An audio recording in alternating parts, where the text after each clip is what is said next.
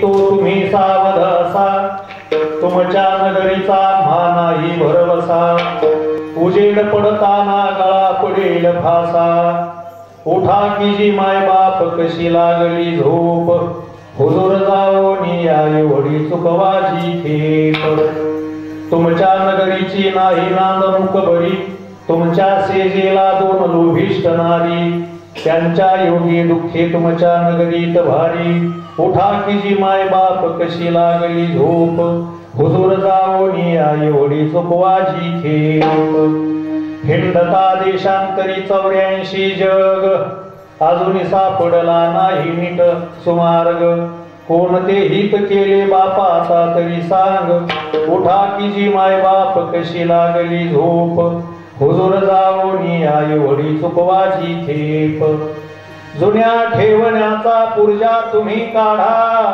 तेने आधारे बोले नमी घडघडा, एका जनार्दनी धरा बळकट मेढा, साकर हुजूरांचा घेईना वगा झाडा, उठा की जी माय बाप कशी लागली झोप, हुजूर जाओनी आई वडी चुकवाजी खेप.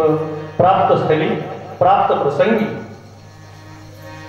आपल्या नारायणगड संस्थानचं हृदय असलेलं श्री क्षेत्र पारगाव या भूमीमध्ये भगवंताच्या मर्जीने साधू संतांच्या कृपेने संत कुलभूषण स्वानंद सुखनिवासी महात्मा नगर नारायण बाबांच्या असीम कृपेने वैकुंठवासी हरिभक्ती परायण गुरुवर्य महादेव बाबा यांच्या शुभ प्रेरणेने नारायणगडाचे विद्यमान महंत प्रेममूर्ती गुरुवर्य ज्यांच्या सहवासाने ज्यांच्या मार्गदर्शनाने अंगामध्ये साक्षात चैतन्य सळसळत असे प्रेममूर्ती गुरुवर्य शिवाजी बाबा यांच्या शुभ हस्ते मार्गदर्शनाखाली गावातील दिग्गज गुणीजन मृदंगाचार्य ब्रह्मदेव महाराज नवले, श्रीहरी महाराज, संभाजी महाराज, त्यानंतर निर्गुण महाराज, आमची जुनी हे मामा सगळी गावातील भजनी मंडळी माता नवल्या यांच्या साक्षीने चाललेला हा कार्यक्रम, त्यातील प्रवाहित होत असलेली 6वी पुष्पांजली नगर नारायण महाराजांच्या चरणी समर्पित करण्यासाठी हा नाथ बाबांचा पर्व काळावरचा नैमित्तिक सदरातलं चिंतन सांगण्यासाठी उपस्थित केलेला हा 4 चरणाचा जागल्या नावाच्या सदरातला अभंग आहे. आज कोजागिरी पौर्णिमा असल्यामुळं आज रात्री जागर राहण्याची पद्धती आहे. मग अज्ञानाच्या झोपेमध्ये झोपलेल्या जीवाजी पंथाला युक्ती प्रयुक्तीनं संत महात्मे कसं जाग करतात त्यातला हा एक अभंग आहे.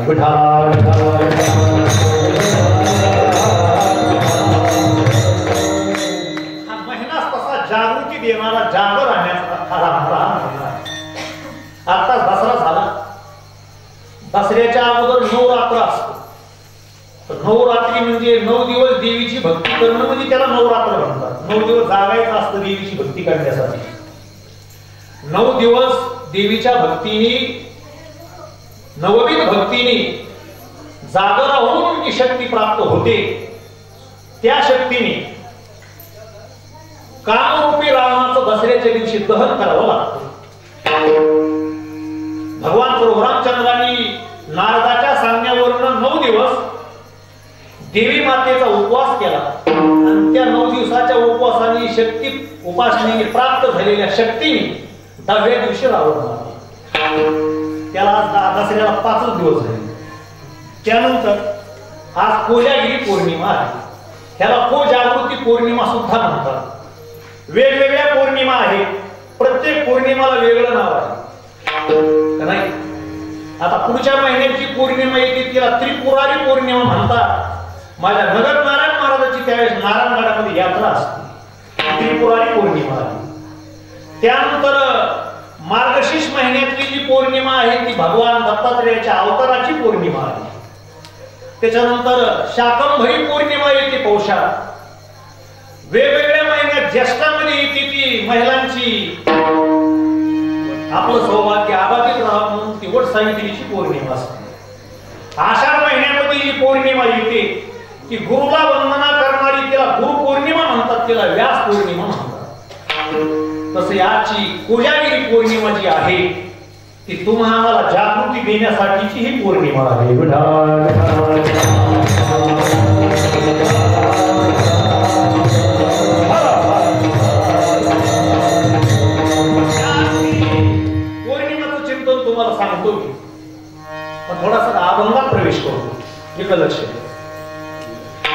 ज्या अर्थी नाथ बाबा तुम्ही आम्हाला जागृतीचा संदेश देतात त्या अर्थी तुम्ही आम्ही झोपलेले असतो.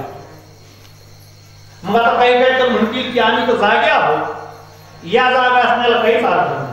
तसे असे सुद्धा काही काही माणसं जागे राहत नाही, असे सुद्धा मी जागे राहत नाही. 4 प्रकार सांगतो तुम्हाला. एक वर्ग असा आहे की तो दिवसा जागा असतो आणि रात्री झोपलेला असतो. दिवसा जागे रात्री झोपलेली कोण? तुम्ही आहे.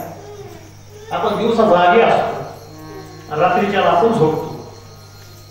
एक वर्ग असा आहे की तो रात्रीच्याला जागा असतो आणि दिवसा झोपलेला असतो. कोण आहे? रात्री जागी दिवसा झोपलेली वडवाघोळ. त्याचं नाव काढलं की लोक घाबरत, कोरोनाच होतो त्याच्याबरोबर. वडवाघोळ, घुबड, ही जी काय प्राणी आहेत हे रात्रीच्याला जागे असतात दिवा भीती, आणि दिवसा ते झोपलेले असतात, रात्री जागे असतात. झाले 2 वर्ग. एक वर्ग असा आहे तो रात्रीच्यालाही झोपलेला आणि दिवसाही झोपलेला. कुंभकर्ण झोपलेलाच कधी. म्हणून तर आपल्याकडे दुपारी झोपल्यावर काही काही मुलं नाही उठले की त्याचे वडील म्हणतात हे कुंभकर्णा उठ. आणि जुन्या माणसाला जास्त वेळ झोपलेला दिवसा झोपलेला चालायचं गोष्ट खरीच आहे. कारण फार वेळ झोपून आपल्याकडे पद्धत अशी की सूर्योदयाच्या अगोदर किमान ब्रह्ममुहूर्तावरती 2 तासाला तरी उठावं. ब्रह्ममुहूर्तावर ब्रह्ममुहूर्त. पण काही काही मुलं झोपलेलीच असतात. एक असा बरंच 15 शिकलेलं ग्रॅज्युएशन झालेला मुलगा, काम नाही धंदा नाही काही नाही, आयता दुर्बीच्या कोळ्या मुडपायचा 2-3 टायमाला 3-3. सकाळी उठावा अशा वडिलांची अपेक्षा. 7 वाजले तरी उठलाच नाही. वडील म्हणले हे उठ ना. तो मला 7 वाजले. म्हणले किती उठायचं? अरे उठ ना म्हणले, सूर्य आता उगवलाय. तो मुलगा म्हणला उठून काय करू? त्याच्या वडील म्हणले तोंड वगैरे धुवा, चहा घ्यावा. आम्हाला तोंड धुवून चहा घेतल्यावर काय करू? ते म्हणले तू काम तर काय करीत नाहीस, आंघोळ करावं पुन्हा न्याहारी करावं. आणि म्हणला न्याहारी केल्यावर काय करू? त्याच्या वडील म्हणले इकडे तिकडे फाट्यावर फिरून यावं, इकडं पुन्हा दुपारी एकदा जेवावं. आणि म्हणला दुपारी जेवल्यावर काय करू? म्हणले आणखी इकडे तिकडे खरं संध्याकाळी गिळावं. आणि तो म्हणला मग संध्याकाळी गिळल्यावर काय करू? तर म्हणले पुन्हा झोपावं. तो म्हणला सगळं करून पुन्हा जर झोपायचंय आता कशाला उठायचं हे. असे काही काय बोल बस उठायचं ना. पण साधू संतांनी सांगितलं नसावी बासर निद्रा नसावी बासर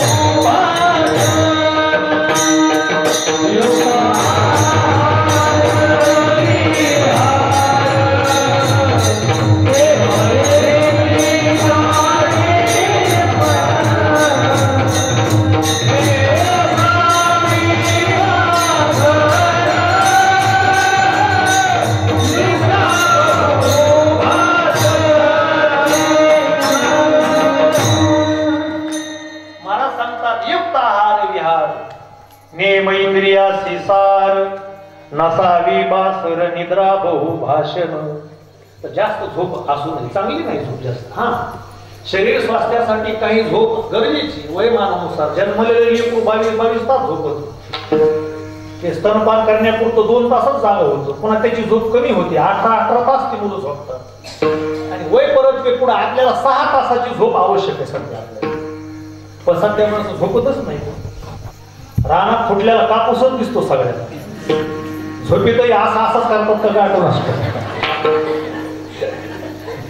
भरपूर गोष्टी झाल्या.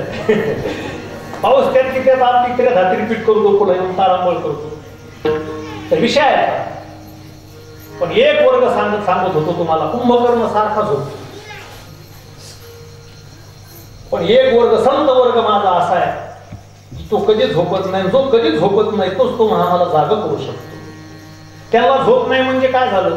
परमी गेली झोप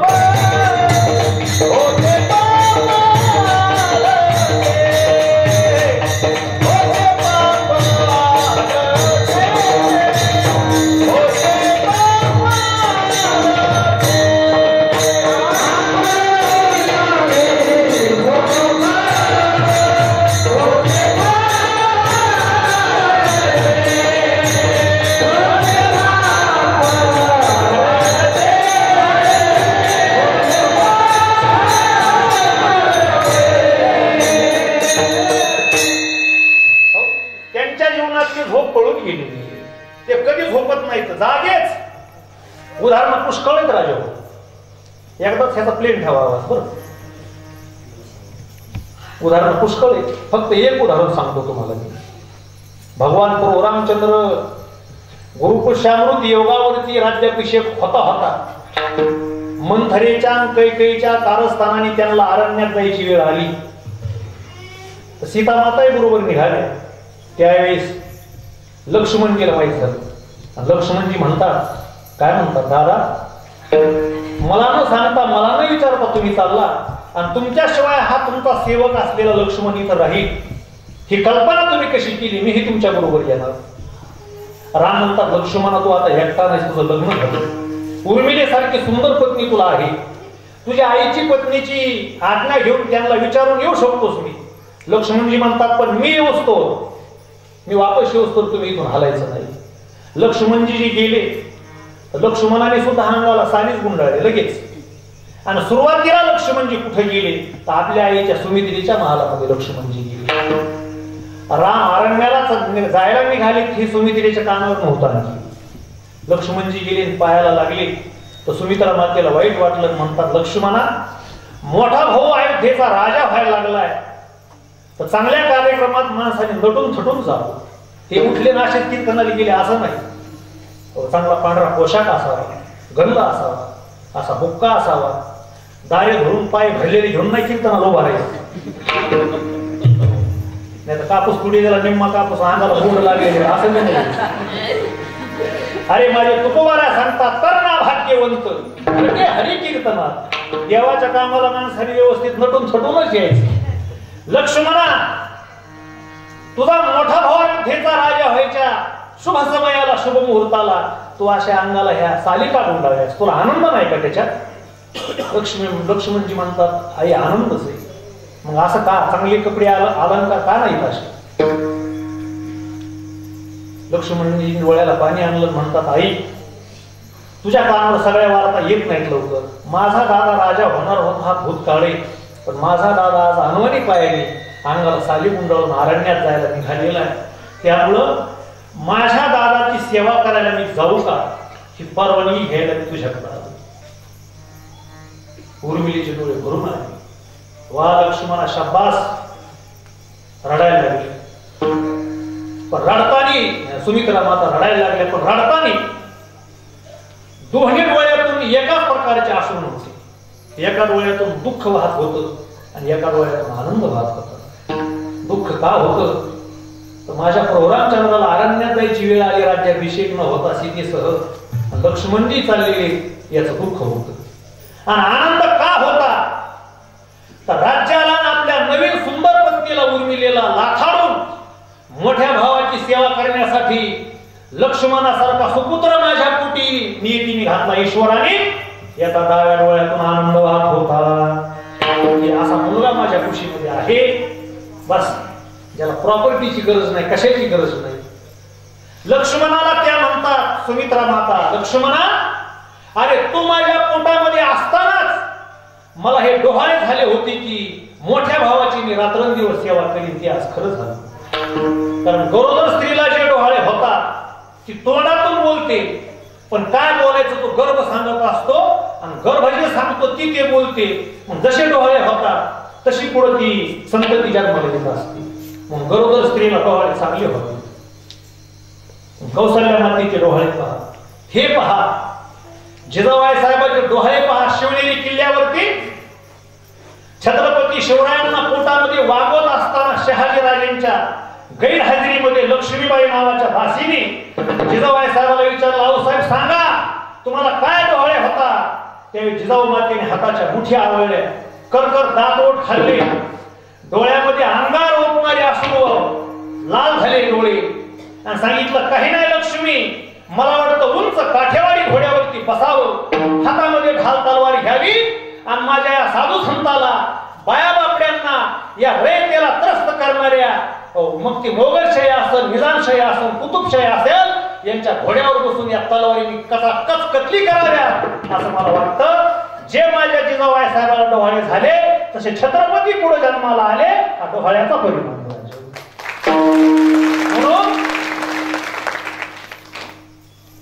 त्या म्हणतात लक्ष्मणाला डोहाळे असे धरली की रात्रंदिवस वडिलाची म्हणजे मोठ्या भावाची मी सेवा करेन. मग लक्ष्मणाला प्रश्न पडला, लक्ष्मणजी म्हणतात रात्रंदिवस सेवा करणं कसं शक्य आहे मला आहे, कारण मी रात्रीच्याला झोपवून दिवसा सेवा करीन. तर एकच वाक्य बोलले सुमित्रा, जर काही दिवसा खाल्लं आहार घेतला थोडे चालवलं तर संध्याकाळी झोपी. बस लक्ष्मणाला काय कळायचे कळालं. आपल्या आईच्या पायाला लक्ष्मणजीने हात लावा सांगितलं, आई तुझ्या पायाची शपथ आहे, रात्री काही खाण्यामुळे जर झोप येत असेल तर 14 वर्ष 14 दिवसाचा वनवास संपून आल्यानंतरच मी आहार सेवन करीन, तोपर्यंत मी काहीही खाणार नाही अशी प्रतिज्ञा लक्ष्मणाने केली. कारण लक्ष्मण संत आहे म्हणून प्रभू रामचंद्राचं सीता मातेचं रक्षण करण्यासाठी एक सेकंद सुद्धा लक्ष्मणजी 14 वर्षात झोपले नाही. पण संत महात्मे कधी झोपत नसतात.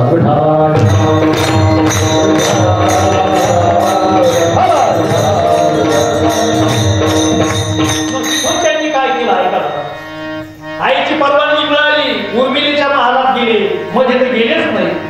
तर सकाळी सकाळी अल्पोपहारासाठी तूप टाकून बदामाचा शिरा उर्मिलेने केला होता आणि उर्मिला वाट पाहती आपल्या पतिराजाची जी मालक येते सकाळी अल्पोपहार घ्यायला आले. तर साली कुंडळून लक्ष्मणजी आले आणि परवानगी वगैरे घेतली नाही उर्मिलेची. म्हणले, हे उर्मिले, दादा भावी अरण्यात चालले 14 वर्षासाठी, मी त्यांची सेवा करायला चाललो, मी काय करू? उर्मिलेने विचारले. लक्ष्मणजी म्हणतात, तू नको येऊ, तू इथंच थांब. अहो नाथ, पण तुमच्यासाठी हा शिरा केला, एवढा खाऊन तरी जा. लक्ष्मणजी म्हणतात, नाही नाही, 14 वर्ष 14 दिवस मी काय खायचं नाही अशी आत्ताच आईच्या हाताला आईच्या पायाला हात लावून प्रतिज्ञा केली. गेले लक्ष्मणजी. पाठ मोऱ्या आकृतीकडं उर्मिलीने पाहिलं, डोळे डबडबून आले. लक्ष्मणाच्या पायाखाली धुळी उचलून त्यांनी आपल्या भाई कपाळी लावली. निश्चय केला, माझं कुंकू, माझं सौभाग्य, माझे लक्ष्मणजी जर 14 वर्ष 14 दिवस काय खाणार नसतील तर मी सुद्धा एकही अन्नाचं कण खाणार नाही अशी प्रतिज्ञा उर्मिली. आणि रोज पतिराजाला केलेला तो शिरा प्लेटमध्ये घेऊन तो वाळून गेला. त्याची 14 वर्षाची स्मृती आठवण म्हणून त्यांनी तो पाळला. रामायण साक्षीला पूर्ण वनवास संपून आल्यानंतरच त्यातलाच थोडासा तुकडा त्या शरीराचा फोडून तोडून लक्ष्मणाच्या तोंडात उर्मिलीने घातल्यानंतर वरून 33 कोटी देवाने पुष्पवृष्टी केली. 14 वर्ष न झोपणं हे खरं संतत्व असतं.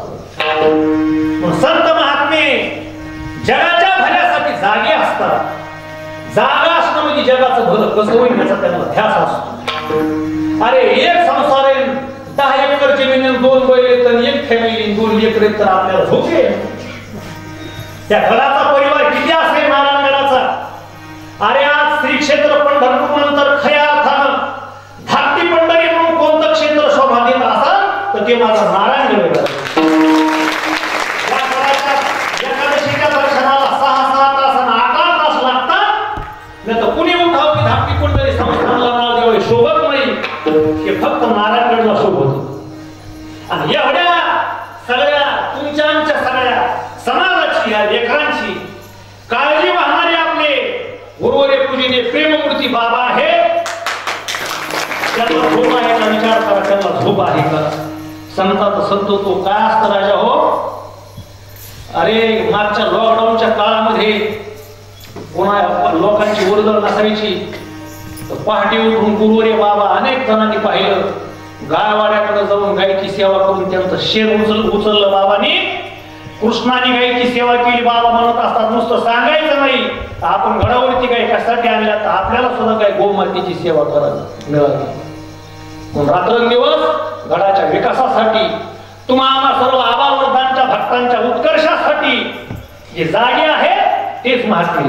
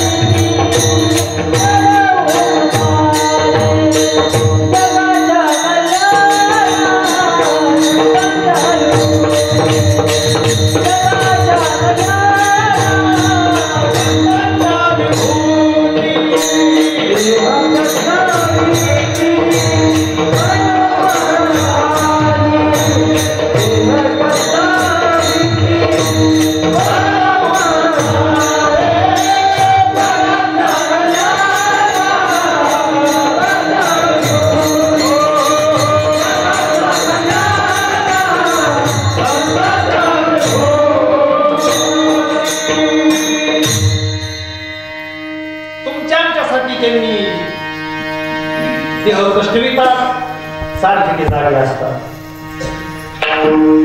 वेगवेगळ्या युक्तीने संत महात्मे जाग करतात.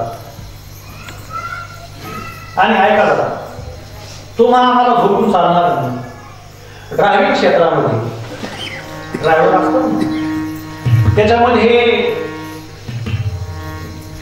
झोपून चालतं का ड्रायव्हिंग क्षेत्रामध्ये?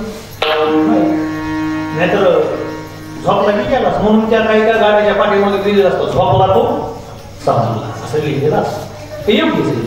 त्याच्या त्यात चारचाकी गाडीतला माणूस तरी कदाचित झोपला तर जमन, कदाचित बरं कसा झोपला तर म्हणजे झोपू नाही केली. दोन चाकी वगैरे लगेच जमन. चारचाकी गाडीवर परत आता आपला हा बीड औरंगाबाद हायवे महाराज रस्ता एकदम सरळ आहे. गाडी शोरूम काढली, गाडीची चारी टायर नवे बटन, त्यानंतर त्याचे अलाइनमेंट आणि बॅलन्सिंग व्यवस्थित आहे. आणि गाडी जर पॉवर स्टिअरिंगची असेल, जर कदाचित रस्ता सरळ असताना ह्या सगळ्या गोष्टी असतील, ड्रायव्हर जर झोपला तर 3-3 किलोमीटर ती गाडी इकडे सुद्धा इतकी सरळ नाही चालत. म्हणजे खुशाल 3 किलोमीटर तुम्ही झोपला असा घेऊन लागला डोळा कदाचित तरचा विषय आहे, त्याला तुम्ही झोपलेलं चालत. पण टू व्हीलर वाल्याला झोपलेला जमतच नाही. कारण दोन चाकी गाडीचा अवघड आहे, झोपला की गेलाच म्हणायचं. आणि पडल्यानंतर मेंदूला जास्त मार लागतो लवकर. म्हणून शासनाने हेल्मेट सक्तीची काढली ते त्याच्याचमुळे. हेल्मेट एक असाच पोलीस बिना हेल्मेटचा माणूस दिसला की त्याने शिट्टी मारायची, काठी आली करायची. शासनाने दंड ठेवले होता 200 म्हणायचा, काढ 500. हेच वैतागून बऱ्याच लोकांनी तक्रारी केल्या. एसपी ऑफिसला मग त्यांची बदली केली ग्रामीण भागात. कोणाची? तर पोलिसाची. ते ग्रामीणमध्ये गेला तिकडं कुठं गाड्या कशाचं काय, कुठं पैसे वसूल करा, काहीच नाही. दंड कसा घ्यावा. मग विरंगुळा म्हणून फिरायला तो साहेब एका तलावाच्या काठाला गेला. तिथं तर एक मुलगा म्हशी व्हायला गेला पाणी पाजायला. त्याने म्हशी धुतले आणि त्याला चलायचा कंटाळा आल्यामुळे ती एका म्हशीवरती बसला. मुलं बसली म्हशीवरती. बऱ्याच जणांनी बसून हातापाय मोडून घेतलेले असतील ह्याच्यासोबत. तो म्हशीवरती बसला आणि गाणं म्हणत चालला. हे ह्या साहेबांनी पाहिजे. त्यांनी लगेच शिट्टी मारली आणि काठी आली लागली. म्हणलं ए गाडीवर बसला असं म्हणला, पण डोक्याला हेल्मेट आहे का? फार म्हणला 500 रुपये. मुलगा फार डोकी बाजला. तो म्हणला साहेब हे 4 व्हीलर आहे का 2 व्हीलर आहे जरा बघा. आता मशीन 4 पाय 4 व्हीलरच आहे. म्हणजे कशाचे पैसे त्यासारखं बाजूला असा प्रकार आहे. पण धोका जास्त टू व्हीलरवाल्याला म्हणजे दोन पायावाले तुम्ही आम्ही आहोत आपल्याला जास्त धोका. त्यामुळं आपण जागं राहणं गरजेचं आहे. मग साधू संत तुम्हाला आम्हाला जागं करण्यासाठी काय काय युक्त्या करतात तुम्हाला थोडी संगती सांगतो आणि नंतर कोजागिरी पौर्णिमा सांगतो. भजन करा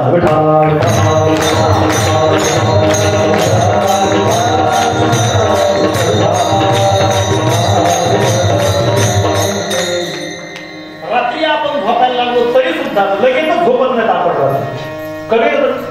कबीर महाराजांनी रात्रीच्या 4 प्रहराचं वर्णन केलं आणि दिवसाच्या 4 प्रहराचं वर्णन केलं. प्रहराला पहार म्हणण्याची वेळ आहे. तिसरा पहार झाला म्हणजे तिसरा प्रहर असतो तो दिवसाला. तर रात्रीचा पहिला प्रहर किमान अंदाजे 6 वाजता सुरू होतो. 6 ते पहिला प्रहर, 9 ते 12 दुसरा प्रहर, 12 ते 3 तिसरा प्रहर आणि 3 ते 6 चौथा प्रहर. तर पहिला प्रहर रात्रीचा जो असतो त्यावेळेस सगळेच लोक जागे असतात. 9 वाजेपर्यंत जवळजवळ लहान मुलं कदाचित झोपती, पण 9 ते 12 पर्यंत सगळे लोक जागे असतात. 12 ते 3 पर्यंत काही लोक जागे असतात आणि 3 ते 6 पर्यंत थोडी लोक जागे असतात. कबीरदासजींनी वर्णन करताना सांगितलं, पहले प्रहर सब जन जागे, दुसरे प्रहर भोगी, तिसरे प्रहर तस्कर जागे, चौथे प्रहर जोगी.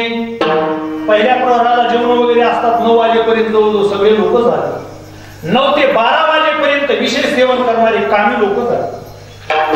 9 ते 12 ते 3 पर्यंत तुम्ही आम्ही कामाने कष्टून झोपल्यामुळं त्या झोपेचा गैरफायदा घेऊन 12 ते 3 पर्यंत चोर लोक जागी असतात चोऱ्या करायला. अशा वेळेस चोरीला येतात की आपण झोपलेले ते वेळेस झोपलेले कसं करते मग कवाशे काला घेऊन गेला वेळ नाही तुला वेळ लागल्यावर नेऊन त्याची मिळतो. पण त्यावेळेस ती निद्राच असते. पण 3 ते 6 वेळेस 6च्या वेळेस कोण जागे असतात तर काकडा भजन म्हणणारी माझी वारकरी जागे असतात. अनुलोम विलोम करणारे प्राणायाम करणारे योगी लोक जागे असतात.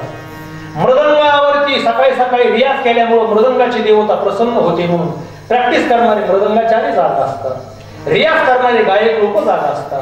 पहाट बुद्धी आणि मन ताजं तवानं असतं त्यामुळे त्यावेळेस वाचलेलं चांगलं लक्षात राहतं म्हणून जिज्ञासू लोक जागे असतात पहाट.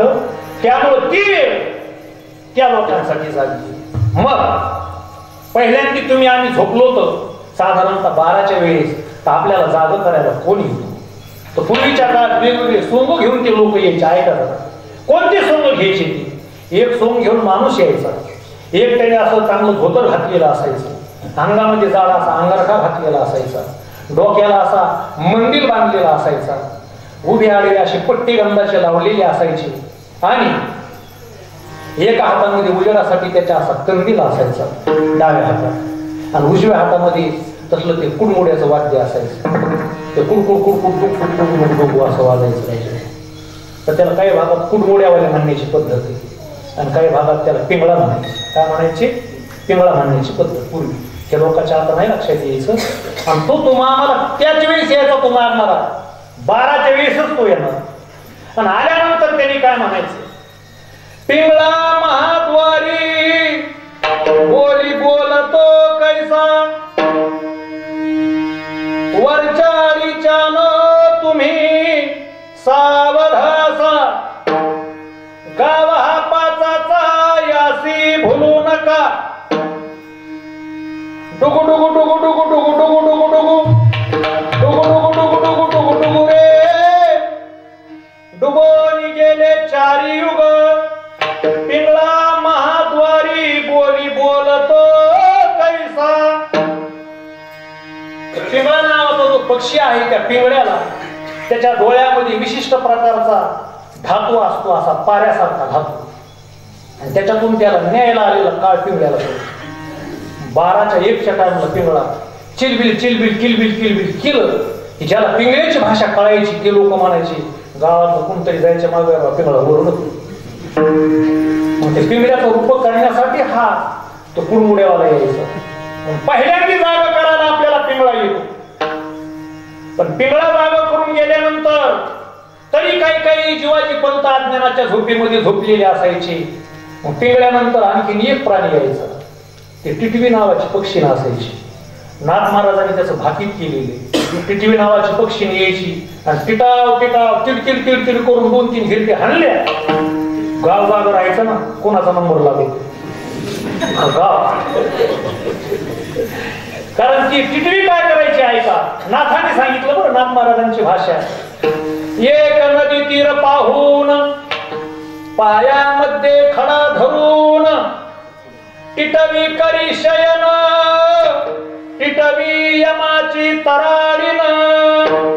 एक पायात तिने खडा धरायचा आणि त्या ठरलेल्या माणसाच्या नावाने तिने जपा घालायच्या आणि खडा धरून ती शयन करायची टिटवी. आणि झडप हाणून तिच्या पायातला खडा घिसाटला, ज्या घराला झडपून आली तिथला माणूस गाजकाला म्हणून समजायचं.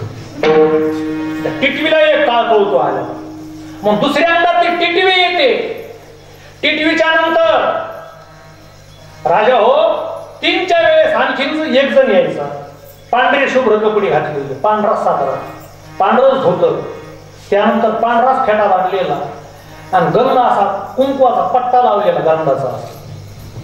आणि त्याच्या एका हातामध्ये पांढरं शुभ्र उपरण आणि एका हातामध्ये असं पंचांग असायचं. त्याला होरा सांगणारा जोशी म्हणायची, विठाला विठाला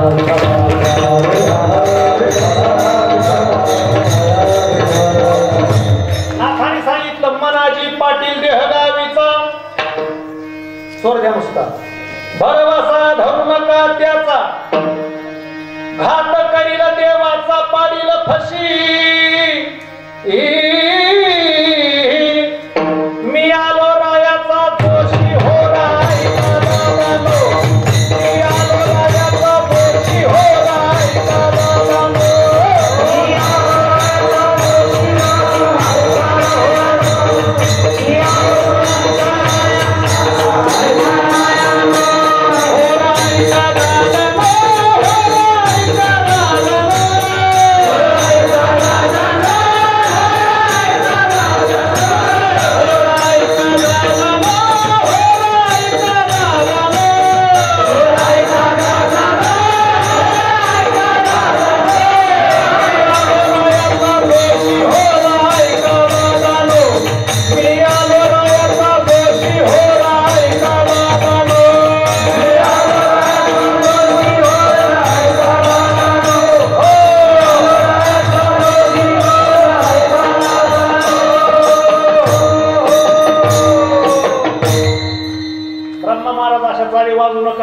नवरात्र संपलेलं वार गेलं नाही. एखादी वार उठली तर 2-3 जण आवरायलाच लागतील कोण. म्हणून हा जोशी आहे आणि हा होरा सांगतो शांत ऐका. हा जोशी निघून गेल्यानंतर 4च्या वेळेस आणखीन एक जण येतो आणि त्याला आपण वासुदेव म्हणतो. ज्याने जाड भरड घावटी धोतर घातलेलं असायचं, जाडा सदरा घातलेला असायचा, कमरेला वेगवेगळे पिसं लावलेली असायची, मुकुट घालून त्याला मोराची मोर पिसं लावलेली, एका हातामध्ये तो टाळ असा, त्याचा टाळ असा आपल्यासारखा मोकळा नसतो, असा गुंडाळलेला असतो, आणि असा लागलेला तरी तो असा छान वाजवतो टाळ तो असतो. मग 4 ते 6 तिथून पुढंच आहे. उठा जागे वारी आता, स्मरण करा पंढरीनाथा, भावे चरणी ठेवा माथा, सुख विवेधा जन्माच्या, धनदारा पुत्र जन. ही जी चाल म्हणून मग ही संप्रदायाची जुनी चाल, ह्या बंगाला अशाच चाली म्हणायची. राजा आजही शिस्तीत आणि आदर्शवत भजन फक्त आपल्या नारायणगडच्या फडातच चालतो. जुन्या पारंपरिक चाली, गाथा भजन, गाथा पारायण शिस्तीत, कारण पहिली पिढी दुसऱ्या पिढीला त्या चाली वगैरे हस्तांतरित करीत असते. लय नवीन चालीच्या मागे लागण्याऐवजी जुन्याच चाली शिकायच्या आपल्या जुन्या मंडळीकडून, भारदस्त चाली. तो 4 ते 6च्या वेळेस वासुदेव येऊन जाग करतो. तोही निघून जातो तरी हा जीवाजी पण तो झोपलेला. वासुदेव गेल्यानंतर मग पांगुळ येतो. तर पांगुळ कसा असतो, त्याला कपडे कसे असावेत काय बंधन नसतं. तो गावात येतो आणि सगळ्यात उंच जे झाड आहे, सगळ्यात उंच, त्या झाडाच्या बुडाला तो एखादं चादर नाही तर एखादी सदरंजी पुढे अंथरतो आणि त्या झाडावरती चढत जातो. जिथं कोणीच चढत नाही तिथं तो पांगुळ जातो आणि पार झाडाच्या शेड्यावर जातो. काय झोपेत नाही माणसं, साखर झोपेत असते त्यावेळी. आणि तो मोठ्याने आरोळी मारतो. ऐका हो मायबाप. मी जोरात का म्हणतो ह्याच्यातही काय काय मायबाप झोपलेले असले तर जागे हो म्हणून म्हणतो. मायबाप ऐका, तुमच्या गावामध्ये मी आज पांगुळ आलेलो आहे. देवाने मला घर दिलं नाही, देवाने मला गुंठाभर जमीन दिली नाही. तुमचे आत्ताच खडेदळे झालेले असल्यामुळं माझ्या लेकराला जगवण्यासाठी, माझं कुटुंब जगवण्यासाठी खडं झालेल्या तुमच्या त्या धान्यातून पायली पायली आदली आदली गहू नाही तर ज्वारी या सतरंजीवरती आणून टाका, चादरीवरती आणून टाका, धोत्रावरती आणून टाका आणि या पांगळाच्या कुटुंबाचे तुम्ही आशीर्वाद घ्या. तो कुठं घरोघर फिरत नाही आणि त्यांनी बराच वेळ आरोळ्या मारल्यानंतर जुन्या काळातली लोक त्या अंथरलेल्या अंथरुणावरती उदार अंतःकरणाने ज्वारी बाजरी गहू टाकायची. तुम्ही टाकल्या का नाही का? काय काय टाकायचे काय तिथूनच भरून आणायचे. हा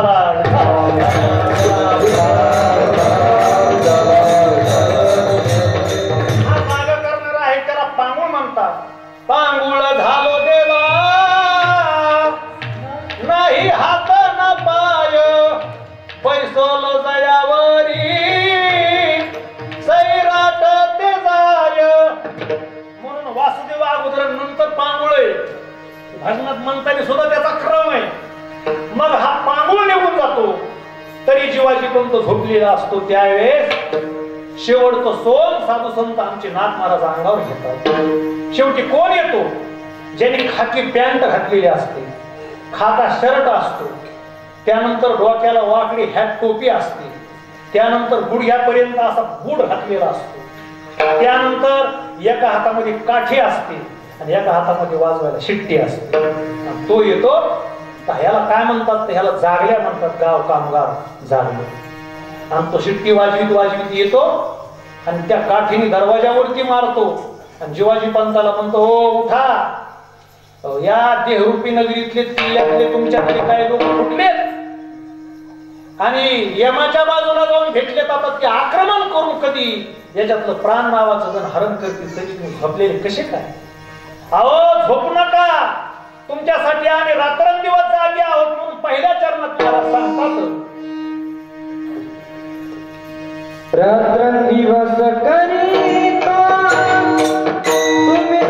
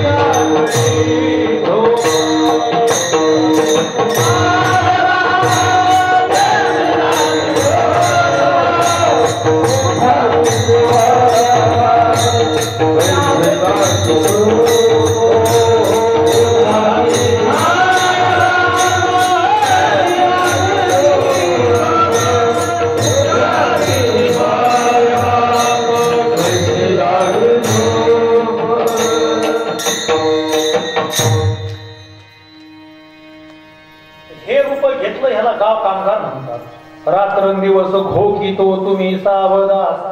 जागे राहा, जागा राहा, यासाठी मीच जागा आहे. पण तुम्ही सुद्धा सावध राहा. जागृती केली नाथ महाराजांनी. ऐका, तसं आज कोजागिरी पौर्णिमा असल्यामुळे जागर राहण्याची पद्धती आपल्याकडे आहे. एक मुद्दा मांडून गेलो प्रस्तावनेमध्ये.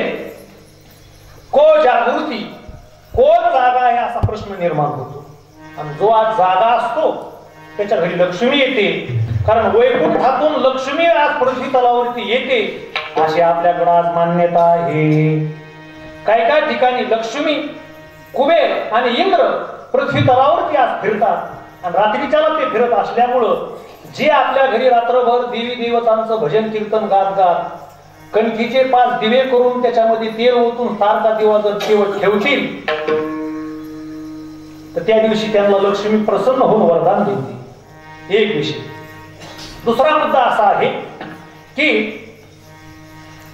आजच्या कोजागिरी पौर्णिमेला एरवीच्या पौर्णिमेपेक्षा चंद्र पृथ्वीच्या सगळ्यात जवळ असतो. आज एरवी चंद्राचं पृथ्वीचं जे अंतर आहे त्यापेक्षा आजच्या पौर्णिमेला चंद्र पृथ्वीच्या सगळ्यात जवळ असतो. नुसता जवळच असतो असं नाही. चंद्र किरण जी आहेत किंवा सूर्यकिरण असतील, चंद्रकिरण असतील, त्याच्यामध्ये काही औषधीय गुणधर्म असतात. मग बऱ्याचदा एखादा माणूस जर आजारी पडला तर डॉक्टर त्याला म्हणतात की तुम्ही सकाळी सकाळी कोवळ्या सूर्याच्या किरणात बसा. कशाला बसा? काहीतरी मिळत असेल ना त्या किरणात सूर्य. ह्या सगळ्या वनस्पतीची वगैरे वाढ त्या सूर्यकिरणानेच होती. एकाच वेळेस आपण शेतात लावा, एकाच वेळेस घरात लावा तर घरातलं झाड पोसत का नाही. म्हणून उन्हाची गरज. जशी त्या सूर्यप्रकाशामध्ये वनस्पतीची वाढ होते तसं चंद्रप्रकाशात रब्बीचे जे पिक आहेत त्याची वाढ होते. रब्बीला पेरलेल्या ज्वारी, रब्बीला पेरलेला गहू, त्याच्यानंतर हरभरा, लाख हे जी पिकं आहेत ते मोठ्या रात्रीमध्ये हे वाढतात. आणि मोठ्या रात्रीमध्ये चंद्राची जी किरण आहे ती किरण त्या वनस्पतीमध्ये परावर्तित होऊन त्याच्यात औषधीय गुणधर्म निर्माण होतात आणि ते खाल्ल्यामुळे आपलं आरोग्य चांगलं राहतं असं गीतेमध्ये भगवंतांनी सांगितलं. ते म्हणतात सोम भूत्वा रसात्मका. सोम म्हणजे चंद्र. चंद्राचं नाव सोम आहे. आणि चंद्र जे किरणातून रस सोडतो ह्या वनस्पती त्या पकडतात आणि ते खाल्ल्यामुळे आपलं आरोग्य चांगलं राहतं. तशी आज शास्त्रीय आणि वैज्ञानिक मान्यता आहे की आजच्या दिवशीचा जो चंद्र आहे तो साक्षात अमृत कणच खाली सोडतो. अमृताची चंद्रामृत म्हणलेले ना, संत प्राप्तीसाठी सांगितले ना, चंद्रामृत सुखे सेववेल, आस्था जाता रवी धरवेल, बाह्या हिळा सागर तरवेल, परी त्या हरिप्रियांची भेटी न होईल ना. म्हणजे चंद्रामृत आहेच ना, चंद्रकिरणाद्वारे जे मिळतं ते चंद्रामृत आहे. ते कोजागिरी पौर्णिमेला जास्त असतो. मग त्या दिवशी चंद्राच्या किरणामध्ये दूध मांडून नंतर काही काळ ते दूध तसंच ठेवून विलायची वगैरे वापरून केशर टाकून दूध आटविल्या जातं. तोवर भजनी मंडळाचं भजन म्हणून होतं आणि मग सगळ्याला वाट्याला येईल तितकं नाही एक जणच पिऊन टाकाला. वाट्याला येईल तितकं कप अर्धा कप ग्लास भरून ते चंद्रकिरणामध्ये मांडलेलं आटवलेलं जे दूध आहे भजन म्हणल्यानंतर पिण्याची पद्धती आहे.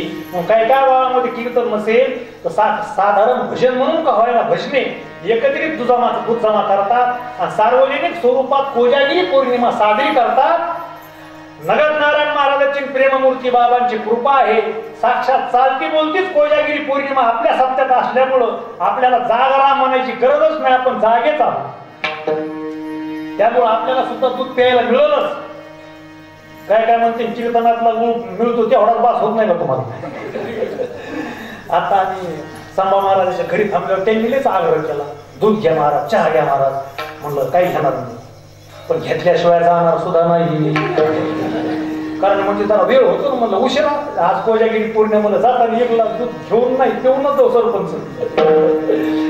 तर चला मग कोजागिरी पौर्णिमेच्या आणखीन काही गोष्टी अशा आहेत की जवळजवळ पावसाळा संपलेला असतो. कोजागिरी पौर्णिमेला चंद्र आल्हाददायक असतो, रस्ते वाळलेले असतात. मग श्रीमद भागवतामध्ये मोठं चिंतन आपल्याला सांगायला वेळ नाही. भगवान कृष्ण परमात्म्याने एका वडाच्या बाजूला उभा राहून एक पाय असा वाकडा केला आणि हातात बासरी घेऊन बासरी वाजवली. आणि अशी गोड बासरी वाजवली की त्या बासरी वाजवण्यानं सगळ्या गवळणीच्या कानावरती आवाज गेला, विठाला विठाला विठाला.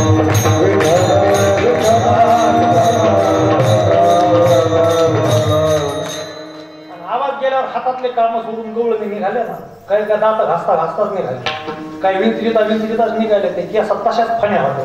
फण्या कळतात का तुम्हाला? फण्या कळ तुम्ही अमेरिकेतले फण्या नाही कळायला. आता कमी येत पण पूर्वी फण्याच होत्या महाराज. फण्या कशामुळे त्याला अशा ताट दात असायची. फण्या कशामुळं? कारण पूर्वी शॅम्पू आणि साबण नसल्यामुळं ह्या डोक्यातले जे वेगवेगळे प्राणी राहत होते त्या प्राण्याला त्या फणीने बाहेर काढण्यासाठी त्या फण्या होत्या. कोणते प्राणी होते ते तुम्हाला कळलंच नाही का? अहो, पावसाची झड लावली, शेतात वापसा नसल्यावर एका बाईने पुढं बसायचं, दुसरीने कितीतरी दिवसात फुलं करायची. त्या फण्या तशाच केसामध्ये. आणि मग काही दूध वर ठेवता ते दूध तसंच बघले ती चढली. कशामुळं? देवाच्या बासरीमुळं. बासरी अशी वाजवली देवा. विसरल्या कामधंदा सासू सासऱ्याची नाही मर्यादा.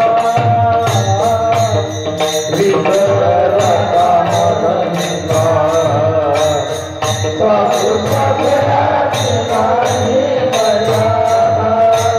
कोण जाणे त्या गावानंदा, कोण जाणे त्या गावानंदा. वरती वेधली परमानंदा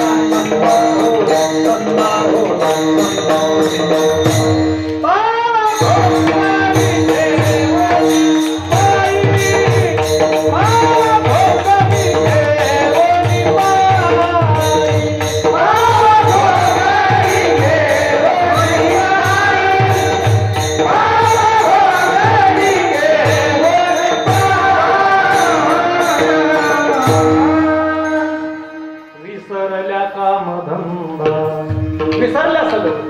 सासू सासऱ्याची नाही मर्यादा. आणि त्या गवळणी आहे तशा परिस्थितीमध्ये त्या बन्सीवाटापाशी कन्हैया जिथं बासरी वाजत होते तिथं आले.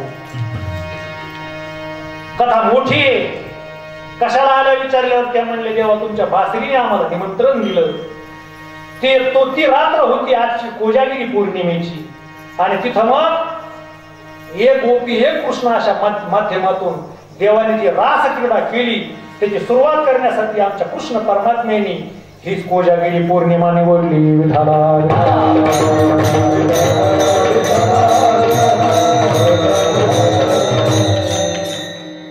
मग त्यांच्या त्या बासरी वाजवण्यानं, त्यांच्या त्या टिपऱ्या खेळण्यानं, त्यांच्या नाचण्यानं, त्या मृदंगाच्या आवाजानं 33 कोटी देव जमा झाले. त्यांनाही आनंद झाला. ऐका, त्यांना आनंद जमा झाला. आणि ह्या सगळ्या संगीताने गाय वासरालाही आनंद झाला. गाय वासर जमा झाली बाजूला. आणि या बासरीच्या त्या मृदंगाच्या त्या निनादामध्ये इतकं प्रेम आणि इतका आनंद गायींना दाटून आला की आपोआप त्यांच्या कासेतून दुधाच्या धाराच खाली व्हायला लागल्या. आपोआप आज हे कृष्ण परमात्म्याने द्वापार युगात सिद्ध केलं. आज विज्ञान मान्य करतंय विशिष्ट प्रकारचं संगीत जर धार काढताना वासरू सोडलं गायला ताज आलं की त्यावेळेस पासून जर वाजवलं तर त्या संगीताचा गायीवरती परिणाम होऊन 2-3 कप तरी ती गाय दूध जास्त देते. चांगलं संगीत जर कृष्ण परमात्म्याची बासरी कृष्ण गीत जर लावले तर तुम्ही मोबाईल काय पाय बांधून गेलो म्हणते नव्हे पाहणा चोरायचे म्हणून त्याला कसं सांगावं शास्त्र. मग त्या गायींनी तिथं आपोआप त्यांच्या कासेतून अशा धारा व्हायला लागल्यामुळे लोकांनी त्या धारा भरल्या द्रोणामध्ये याच्यामध्ये आपोआप निघलेलं गाईच होती. आणि ती एका जागेवरती जमा करून ते चंद्राच्या त्या प्रकाशामध्ये किरणामध्ये ठेवलं. आणि रात्रभर जागे राहून पहाटच्या वेळेस चंद्रा मावळतीला जायच्या वेळेस सगळ्यांनी ते दूध प्राशन केलं. दूध प्यायची पद्धत त्यावेळेस पासून निघलेली. विठाला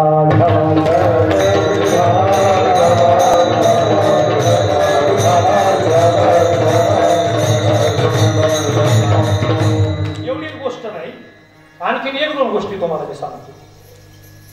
आम्हाला जुन्या 3री-4थीच्या पुस्तकामध्ये एक धडा होता कोजागिरी पौर्णिमेचा. जुने पुस्तकं जुने मराठीचे त्याच्यातले धडे छान, कविता सुद्धा छान. त्याच्यातली कथा अशी की कुठे इकडे तिकडे आढळली का नाही माहित नाही. कारण आता वेगवेगळे संशोधक वेगवेगळ्या छत्रपती शिवरायांच्या चरित्रात संशोधन करायला लागले. पहिलं कसं चुकीचं आणि आमचं कसं खरं हेच सांगायला दिसेल. चला त्यांची बुद्धी मागतात, पण त्याच्यात त्या धड्यातला आशय तुम्हाला सांगतो की कोजागिरी पौर्णिमा रायगडावरती छत्रपती शिवराय त्यावेळेस ही माझी प्रजा, ही रयत सुखी कशी होईल, कोणत्या युक्तीनं यांना मी सुखी ठेवू शकतो, सिंचनासाठी यांच्या मी काय करू, यांचा शेतसारा कसा माफ करू, कोरड्या दुष्काळात ओल्या दुष्काळात जनता भरडल्यानंतर त्यांना मी काय सुविधा देऊ, परकीय आक्रमण होतात त्याच्यासाठी मी काय करू, मनसोक्तपणाने निर्भयपणाने माझ्या वारकऱ्यांनी भ्रष्ण गावे त्यांच्यासाठी मी काय करू, माझ्या बायाबाकडीने एकटीने निर्धास्तपणे शेतात कामाला गेलं तरी तिला कुणाची भीती राहणार नाही, त्यासाठी मी काय करू. म्हणून रात्र जागून छत्रपती शिवराय याची आखणी प्लॅनिंग करत होते. नेमकी कोजागिरी पौर्णिमा आली, रायगडाचा दरवाजा ढकललेलाच होता आणि त्यावेळेस हाच रयतेचा राजा आहे, हा जनतेचा राजा आहे, हाच खरा जाणता राजा आहे. म्हणून दैवी पद्धतीनं या राजेला यश मिळण्यासाठी काय द्यावं याचा विचार तुळजापूरची भवानी माता, लक्ष्मी आई साहेब ह्या दिवशी असतात आणि भगवान गणेश हे तिघजण आले रायगडावरती आणि 12च्या वेळेस येऊन त्यांनी दरवाजा असा टकटक वाजवला आणि पहिली आरोळी दिली, को जागृत, कोण जागा आहे, कोण जागा. राजे दरवाजाच्या मागच होते, त्या गाड्या टाकलेल्या असतात ना बसायला, खुर्च्या केल्या. दरवाजा उघडून बाहेर येऊस्तोवर तर ते तिघही अदृश्य झाले. पुन्हा 10-15 मिनिटाचा वेळ गेला, पुन्हा दरवाजा वाजला, को जागृत, कोण जागा आहे. त्यावेळेस राजेनी तलवारीवरती हात ठेवून दरवाजा उघडायचाच की हे पुन्हा तिघ अदृश्य झाले आणि पुन्हा 15-20 मिनिटांनी आरोळी आली, को जागृत, कोण जागा आहे. त्यावेळेस राजे पुरते सावध होते. दरवाजा उघडणं आणि म्यानमधून तलवार बाहेर काढून उघडणार आणि एक वाक्य उच्चारलं. तिकडून आलता प्रश्न, को जागृत, कोण जागा आहे. छत्रपती शिवराय म्हणतात, अहम जागृत, मी जागा आहे. म्हणजे रात्री अपरात्री सुद्धा जनतेच्या हितासाठी जो झोपत नाही त्याला जाणता राजा म्हणतात. हे तुम्ही पारगावातली माणसं ध्यानात धरावं. त्याला कधी झोप नसते तसा राजा हो. पंढरपूरच्या बांधकामाचं काम पूर्ण झालं का नाही, पैठणची जागा घेऊन त्याचं काय करायचं, आळंदीचं काम पूर्ण झालं का नाही, सागवानी दरवाजे बसवलेत का नाही, काकड हिऱ्याच्या प्रतिष्ठानचं काम कसं सुरू करायचं. अरे तुमच्या आमच्यासाठी रात्रंदिवस डोळ्यात तेल घालून ज्यांची झोप गेलेली जे जागे आहेत त्या काळातले रायगडावरचे ते राजे आणि आज नारायणगडावरचे माझे शिवाजी बाबा जागेच आहे. बाबाच्या काळामध्ये गडाची प्रगती चौखोर उधळलेल्या घोड्यासारखी चारी बाजूने चाललेली आहे. आणि सगळ्यात प्रेममूर्ती जे बाबाला नाव मिळालं, कोणत्याही माणसाला वाटतं की बाबा माझ्या जवळचे, कुणी म्हणतं बाबा माझ्यावर लय प्रेम करते. सगळ्यालाच वाटतं की महात्म्याचं खास वैशिष्ट्य असतं राजा. आणि अहम जागृत, मी जागा आहे म्हटल्यानंतर त्यावेळेस भवानी मातेच्या, लक्ष्मी आई साहेबाच्या आणि गणपती बाप्पाच्या पायाला छत्रपती लागले. त्यावेळेस रात्री सुद्धा अपरात्री सुद्धा जनतेच्या हितासाठी हा राजा जागा आहे. म्हणून याला जीवनात इथून पुढे प्रत्येक लढाईमध्ये प्रत्येक स्वारीमध्ये विजय मिळावा म्हणून त्यावेळेस माझ्या भवानी मातेने छत्रपती शिवरायांना भवानी तलवार दिली. ती रात्र म्हणजे आजची कोजागिरी पौर्णिमेची रात्र. आणि त्या तलवारीला भवानी मातेचा आशीर्वाद घेऊन राजेने अनेक असाध्य लढाया जिंकल्या आणि हिंदवी स्वराज्याची स्थापना केली. आणि करून नुसती स्थापना केली नाही तर राज्य असं चालवलं. राम राज्यानंतर कोण यावं वाटतं, कुणाचं राज्य यावं वाटतं तर लोक म्हणतात शिवशाही यावी वाटते. राम राज्यात कोणी दुःखी नव्हतं आणि शिवशाहीमध्ये कोणी दुःखी नव्हतं. त्यांच्या हालापेष्टा राजाने दूर केल्या. राम राज्य ते शिवशाही मधल्या राजवटीचं नाव येत नाही. अशी आमच्या राजाने राजवट स्थापन केली. भवानी मातेच्या आशीर्वादाने त्यांना तलवार मिळाली. म्हणून त्यावेळेस पासून कोजागिरी पौर्णिमा त्या परिसरात ठिकठिकाणी साजरी केली जायची. पण रायगडावरती राजे होते आणि दरवाजे लावून मग ते संध्याकाळी दिवस मावळे की दरवाजे लावायची पद्धत होती, कुणी मध्ये यायचंच नाही, कुणी असो. पण खाल्ल्या गावातून दूध विकण्यासाठी अनेक स्त्रिया गेल्या आणि त्याच्यामध्ये हिरकणी नावाची एक स्त्री गेली. त्यानं लेकरू तिचं घरी होतं आणि दूध विकता विकता तिला उशीर झाला. किल्लेदाराने किल्ल्याचे दरवाजे लावले तर ती गायवाया करून म्हणते, अहो दरवाजा उघडा, माझं तहानं बाळ आहे, त्याला प्रेम पाना द्यायचा आहे मला घरी जाऊन. किल्लेदार म्हणतात, हा तुमच्या माझ्या प्रतिष्ठेचा प्रश्न नाहीये किंवा प्रेमाचा, लेकराच्या नाईच्या प्रेमाचा प्रश्न नाहीये, तर स्वराज्याच्या हा संरक्षणाचा विषय आहे. नियम म्हणजे नियम, बस, विषय काही नाही. फार गायवाय केली तरी सुद्धा दरवाजा उघडला गेला नाही. पण मातृप्रेम काय असतं ते हिरकणीने जगाला त्या रात्री आजच्या दिवशी शिकवलं. चोबाजूने त्या फिरल्या आणि मातृत्व थांबलं नाही. नुसतं पाहिलं तरी डोळे फाकावा अशा अवघड कड्यावरून त्या उतरल्याबरोबर हात निसटला. एका झाडाची फांदी हाताला लागली, ती फांदी निसटली. पुन्हा एका काटेरी झुडपावरती पडल्या, त्या झुडपावर दुसऱ्या झाडावरती पडल्या. अंगात सगळे काटे घुसले, वरबाडलं, कित्येक शेकडो जखमा झाल्या. तरी आदळत आपटत आपल्या तहान्या बाळापाशी त्या हिरकणी माता आल्या आणि मांडीवर घेऊन त्याला प्रेमाचा पाहणा दिला. राजा सकाळी पाहतात किल्लेदार, तर ती स्त्री कुठे? कुठंच नाही. कुठून गेली, कुठे गेली, काहीच नाही. कोणच्या गावची होती माहीत झालं, तपास केला तर कुठून गेली म्हणल्यानंतर तिने म्हणली, त्या कड्यावरून मी आली. राजेच्या कानावरती ही गोष्ट गेली. जखमी अवस्थेमध्ये बाळाला घेऊन ती स्त्री घरात बसलेली होती. दुसऱ्या रात्री छत्रपती शिवराय एक साडी चोळी, त्याच्यानंतर सोन्याच्या मोहरा आणि सगळा हळदी कुंकवाचा करण आणि आपल्या मंडळीला घेऊन मेना पालख्यामध्ये बसून ते हिरकणीच्या घरी गेले आणि तिला साडी चोळी देऊन सत्कार केला. कारण कोजागिरी पौर्णिमेच्या दिवशी दूध विकायला यायचं तिने कर्तव्य तर बजावलंच, पण मातृत्वाचंही कर्तव्य बजावलं. हिरकणीची घटना झाली, ती घटना आजच्या दिवशी कोजागिरी पौर्णिमेला झाली.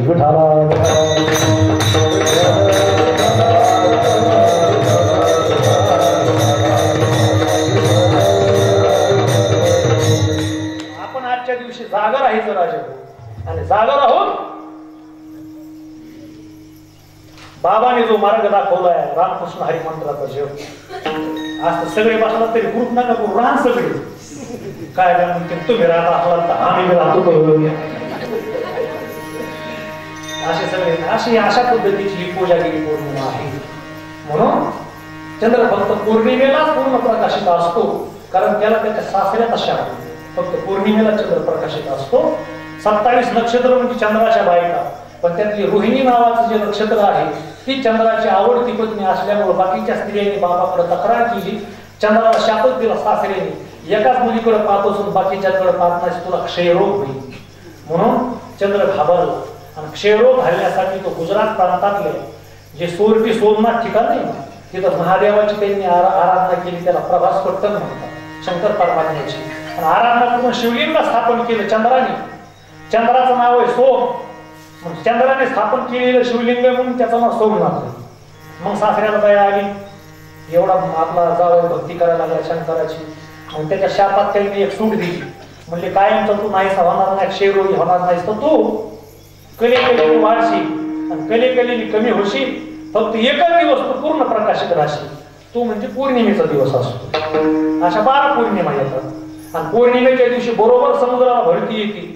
चंद्राचं या पृथ्वीचं नक्षत्राचं वनस्पतीचं नातं हे त्याच्याशिवाय गोष्टी नाही. ती विज्ञान सुद्धा मान्य करतं. ज्ञानोबरायांनी तर शोध लावला, असा चंद्रबिंब वाटवाळामध्ये पूर्ण कृती दिसला की समुद्राला राहवत नाही आणि त्याला भरती येते. ज्ञानोबऱ्या म्हणतात, चंद्रबिंब जे कोणी वाटोळी, क्षीरसागर अधिकची उचंबळी.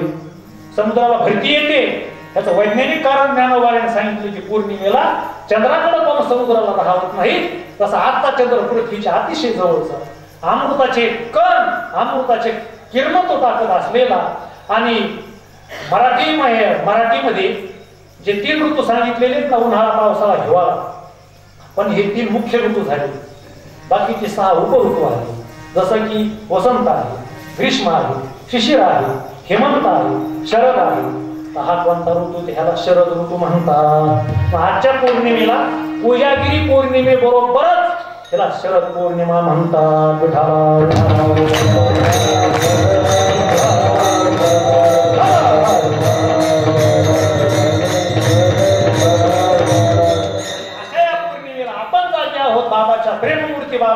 आणणे आपलं भाग्य आहे. म्हणून तो गाव कामगार जागल्या सांगतो की 2 लोक तुमच्यातले फुटले आणि शत्रूच्या बाजूला गेले, तर कोणचे लोक फुटले या देहरूपी किल्ल्यातले? किल्ला सर तसा होतच नव्हता. फक्त फितुरी असल्याशिवाय काही किल्ल्यातले लोक फितूर झाल्याशिवाय चोर वाटा सांगितल्याशिवाय किल्ला कधी घेता येत नव्हता. मग कोण लोक फुटली ह्या देहरूपी किल्ल्यातल्या शहरातले सांगूच का तुम्हाला? पहिल्यांदा फितूर झाले केसाजी पंत कुलकर्णी, केस फितूर झाले. आणि त्यानंतर फितूर झाले दत्तोपंत तांदळे, दात खूप फितूर झाले. म्हणजे शरीर आपलं आहे पण सगळ्यात फितुरी केसाची अगोदर. म्हणजे केस पांढरा झाला की फितूर झालाच ना तो केस. जसे काळे केस आहेत तसे केस राहतात खरं सांग नाही. आणि कुठला केस पांढरा होतो माहिती बाबा? पहिल्यांदा कानापासला केस पांढरा होतो. पूर्वीच्या काळातल्या लोकांचे म्हातारपण आल्यावरच केस पांढरे व्हायचे. आता 4 वर्षाची मुलं पाहिली मी त्यांचे पूर्ण केस पांढरे. हे रासायनिक खतांनी हे काही खाणं ते व्हायला लागलं तसं. मग आता एखादा केस पांढरा झाला की तो माणूस विचार करायचा, कानापाशी येऊन तो केस सांगत असतो म्हातारपण जवळ आले बरं. हा तुम्ही आता या किल्ल्या पोराकडे नाही. दशरथ राजाने एक दिवशी स्नान केलं आणि आत्ताही ते लोकांना लावून विंचरायसाठी भिंतीत रोवलेल्या आरशासमोर आहे लिंगासमोर. तर कानापासले 2-3 केस पांढरे झाल्याबरोबर विचार केला की आता मी प्रभू रामचंद्राला राज्याभिषेक करून मी देवदेव करायला पाहिजे, नारायणगडावर पहारा करायला जायला पाहिजे. ते त्या काळात दशरथाला वाटलं. पण आताच्या काळातले दशरथ त्यांचे नाही, त्यांच्या रामाचे केस पांढरे झाले तरी कमलाच्या किल्ल्या सोडित नाही.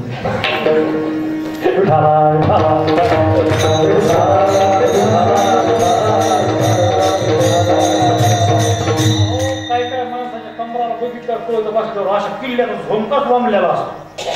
कशा कशाच्या किल्ल्या माहिती का? कपाटाची किल्ली म्हाताऱ्याच्याच कामराला, त्याच्यानंतर शोकेशची किल्ली म्हाताऱ्याच्याच कामराला, पुढचा दरवाजा लावला त्या गेटची किल्ली म्हाताऱ्याच्याच कामराला, मागची जिथं कॅश वगैरे ठेवलेली त्या खोलीची किल्ली म्हाताऱ्याच्याच कामराला. आणि गायवाडा असतो त्या गायवाड्यात कडबा काही असतो, इकडनं पडलेली शेतीची अवजार जनावर सुटून बाहेर जाणं मग त्याला बोलून लावले त्याची लांबची किल्ली म्हाताऱ्याच्याच कामराला. मला आता कळलं भाऊबीजेला ओवाळल्यानंतर मोठाला निबड लवकर उडा कशामुळे टाकते.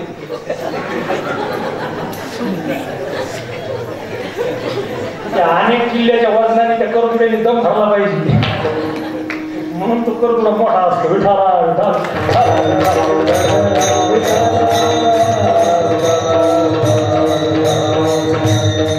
अरे तुकोबारा सांगता जरा कर्णामुळी सांगो आणि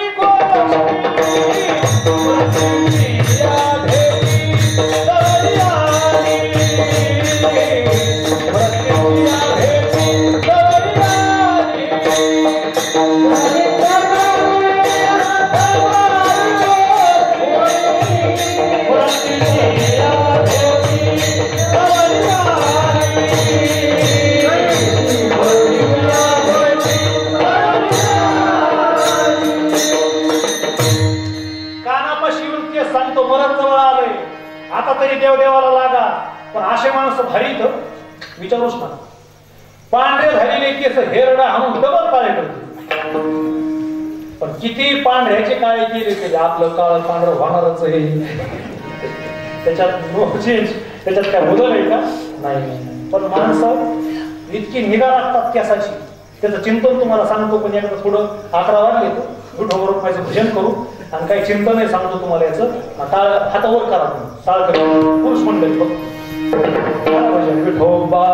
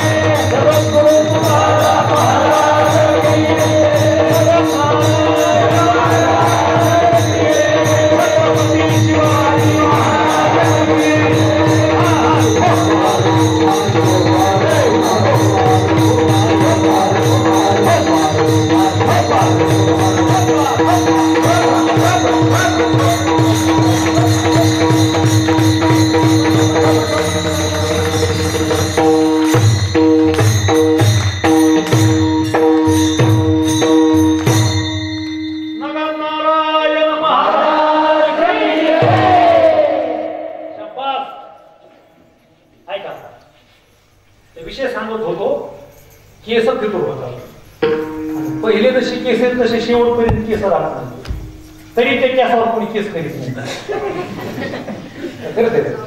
नाही नाही आता कधी कधी काही काही इतके काळे भोग केस असतात पण पाठीमागून ते केसच राहत नाही जुन्या काळात त्या खळ्यासारखं काम होतं त्यांचं जुन्या काळात ज्वारीचं खळ करायचे खळ करताना मध्ये तेवढा असायचा आणि त्याला त्या बैलाच्या गाईच्या पाता दोन पाहिजे आहे ना आणि त्या खळ्यात टाकलेले कंस बाहेर जाऊ नयेत म्हणून त्या ज्वारीच्या पेंढ्याचा गिडीने का टाकलेला असायचा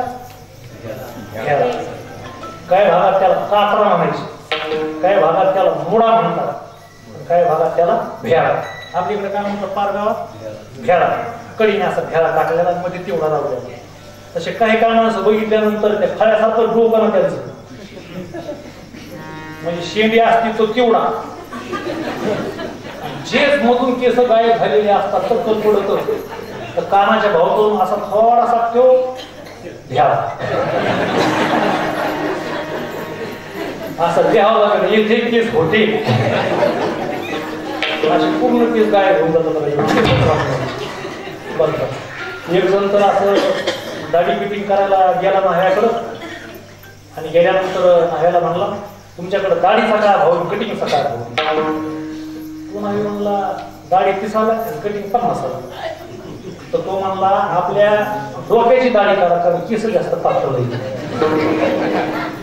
काय करा तुम्ही कटिंग करता डोक्याची दाढी करा नाह्याला वाटलं काय करायचं मग त्यांनी ते डोक्याची दाढी केली मागून म्हणला तुम्हाला 50,000 रुपये द्यावं लागतील म्हणजे कसं काय म्हणले 30 रुपये झाले दाढीची डोक्याची दाढी केली त्याची म्हणले 20 रुपये तर म्हणले केस फार पातळ असल्यामुळं सापडायला माझा अर्धा तास एक्स्ट्रा गेला आणि एक कस्टमर पुढे आलं इतके केस विरळ होतात का नाही होत राजा आणि काय काय तर असं टक्कल पडतं बस विचारूच नका एक टक्कल पाड्याला आणि एक चांगले दाट केस असलेला माणूस मित्र दोघं तर टक्कल पाड्याला माणूस केसावाल्याला म्हणला काय काळे भोर केस आहेत कणवाशाचा शिरत नाही राव काय भांग पडतो छान दिसतोस पण टक्कल पाड्याला काय म्हणला माहिती अरे बाबा म्हणला मला टक्कल पडे तुझी केस चांगली दिसत गोष्ट खरी केसावाला म्हणला तुला माझं बरं वाटतंय पण म्हणला केस असल्यामुळे डोक्यात पाणी मुरत सर्दी होती त्याच्यानंतर त्याला तेल लागत शॅम्पू लागतो कटिंगला पैसे जातात किती मेंटेनन्स आहे टक्कल पाड्यावर काय अडचणच नाही ना झडप योजना पंतप्रधान ग्राम झडप योजना टक्कल पाड्याला माणूस म्हणला हे पहा माझे कटिंगला पैसे जात नाही तेल लागत नाही भांग फाडायचा विषय नाही काय नाही पण सकाळी अडचण येते म्हणजे कशाची म्हणला सकाळी तोंड धुतो आणि हात कुठवर नेवा ते कळत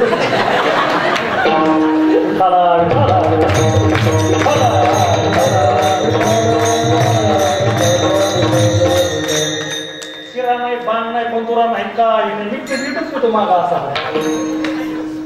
जाऊ हे केसच होतं देतात राजा आणि शेवटी ज्या केसाची किती निगा तुम्ही राखली ना माणूस मेल्यानंतर त्याला स्मशानभूमीत नेलं की सगळ्यात अगोदर केस जाळतात कबीरदासाने सांगितलं हाती जले जैसी लकडी की मोली बाल जले जैसी घास की पोली सकन धन की कोण बराई अरे गवताच्या पेंडीसारखे केस जातात आणि त्या केसासाठीच माणसं हे तेल लाव ते तेल लाव इथून कट तिथून कट मिथून कट अरे कटच कट आणि शास्त्र असं आहे की हे कट वापरताना पुरुषांनी कटिंग करावी पण स्त्रियांनी कधी केसाला कात्री लावू नये शास्त्र आहे पण पारगावात सांगायचं म्हणलं तरी सुदुस्तर मार खायचा धंदा येतात ठेवते पण स्त्रिया कधी केसाला कात्रीला येत नव्हते हे शास्त्र आहे आणि पुरुष कधी केस राखीत नव्हते वेळ घेऊन तुम्हाला महाभारतात व्यासाने सांगितलेलं चिंतन सांगतो जास्त केस राखलेल्या माणसाची मान बारीक पडते शक्ती कमी होती अंगाची आणखीन तुम्ही पहा स्त्रियाचे केस असे मानेवरती असतात आणि त्या केसाच्या सावलीने तिची मान बारीक असते अशी म्हणजे ह्याला दाबायला अडचण येऊ नये कधी कधी अशी हातात बसली पाहिजे याच्या पण तुम्ही मोठ्याने कोल्हापूर साईडला आखाड्यातले पहिलवान पहा ते चक्की करतात असे व्यायाम करतात, दूध 2-3 लिटर प्यायचं, खातात, कोंबड खायचं, बदाम दिसते. तर त्या डोक्याला केस नसल्यामुळे त्यांच्या मान अशा त्याला आता रिवर्सचा सुद्धा गिर पडत नाही डोक्याला. भले चारच्या कशामुळं ते केस नाही. म्हणून पुरुषांनी कधीच केस राखू नये आणि स्त्रियांनी कधीच कापू नये. केस म्हणजे अमानत असते, अमानत बापाची अमानत असते. सासर घरी मुलगी नांदायला आली आणि त्या मुलीला किती जरी त्रास झाला तर पूर्वीची माणसं बैठका घ्यायची, तर पोरीचा बाप पदर पसरायचा, रडून म्हणायचा काही जरी झालं चूक तुमची असो अथवा माझी असो पण मी पोरीचा बाप आहे, कारण माझी केस तुमच्या परवरी पडलेली. ही बापाची म्हणण्याची पद्धत आहे. म्हणून जी मुलगी सासर घरी नांदतानी हे झाकून ठेवते, डोक्यावरला पदर कधी ढळू देत नाही, त्याला मेल्यानंतर मातीला गेल्यानंतर त्या गावातल्या जुन्या बाया म्हणत असतात खरंच बाय बापाचं नाव मोठं केलं, खानदानी हाडे म्हणून टिकलं आणि कधी केस उघडे पडू दिले नाही, पदराखाली केस झाकून ठेवले, कारण ते घरांना स्त्री आहे. केसावरून बापाची आबरू आणि इज्जत ती उंचावत असते ती मुलगी. म्हणून केस कापू नाही करायचे. तर ठरलेले घराणे असतात. जसं की मंगेशकर घराणा गायनामध्ये आहे, जसं की संगीतामध्ये लहरी घराणा आहे, भक्ती लहरी प्यारेला वेगवेगळ्या ठिकाणी वेगवेगळे घराणे आहेत. तसं संप्रदायामध्ये घराणे आहे. आळंदीला जोग महाराजाचा घराणा आहे. तिथून शिस्तीत पद्धतीत 4 वर्ष बाहेर घेऊन शिक्षण घेऊन पडलेला विद्यार्थी शिस्तीतच कीर्तन करणार. त्यानंतर साखरे महाराजांचा घराणा आहे. इकडं बंकर स्वामीचा घराणा आहे. पण जोग महाराजाच्या संस्थेला 100 वर्ष झाले, पण माझ्या नगद नारायण महाराजाला 225 वर्ष झाले. आमचा नारायणपणाचा वेगळा घराणा आहे. बस सगळ्या गादीची परंपरा, सगळ्या गादीचं जे भाषा जपाची चाल तुम्हाला महाराष्ट्रात कुठं आढळायची नाही. नारायण आत्ताच काय म्हणून काय असा आनंद वाटतो. म्हणून आपलं भाग्य की धन्य आम्ही जन्म आलो, दास विठोबाचे झालो, बाबासारख्या कर्तबगार महंताच्या सानिध्यामध्ये आपल्याला प्रेम मिळतं, आनंद मिळतो आणि हे आनंदाचे क्षण यादगार ठरतील असं वर्तन आपण करावं. विशेष सांगत होतो तुम्हाला, केस कापू नये. पण आता इथून केस कापली की बॉपकट, वरून कापली की मायकट, त्याच्यावरून कापली की भाऊकट, त्याच्या पुढचं काय सांगत असू द्यात विषय. तर हे केस पहिल्यांदा घात करतात, पण त्या केसाला माणसं वेळ देतात आणि दुसऱ्यांनी कोण फुडतो तर दात फुडतात. फुडतात म्हणजे डबल नाही ते दात येतानीच उशिरा येतात. इकडे लक्ष दे, दात येताना उशिरा येतात. म्हणजे काही काही माणसं नाही का कीर्तनात चाल झाल्यावर यायचं, शेवटच्या चालीला सुरुवात झाली की निघून जायचं. त्यांची ती चालच आहे. विठाला विठाला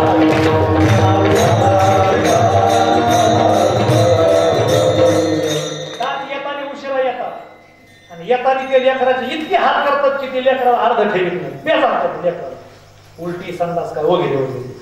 आणि जीवनभर ते दात काय करतात, एकदा आल्यावर दात राहत नाहीत, ते पुन्हा डबल पडतात, पडल्यावर पुन्हा दुसरी दात येतात. आणि त्या दाताचं काम जीवनभर तोडायचं काम. भाजी तोड, भाकरी तोड, ऊस तोड, पेरू तोड, बोर तोड, मस्त काही काय दात खाऊन दातच तोड. अशी माणसं ते दाताचं दिवसभर तोडायचं काम. आणि मग ते दात आणि जिभेचं काम, जीभ अगोदरच असते आणि दात गेली तरी जीभ राहते.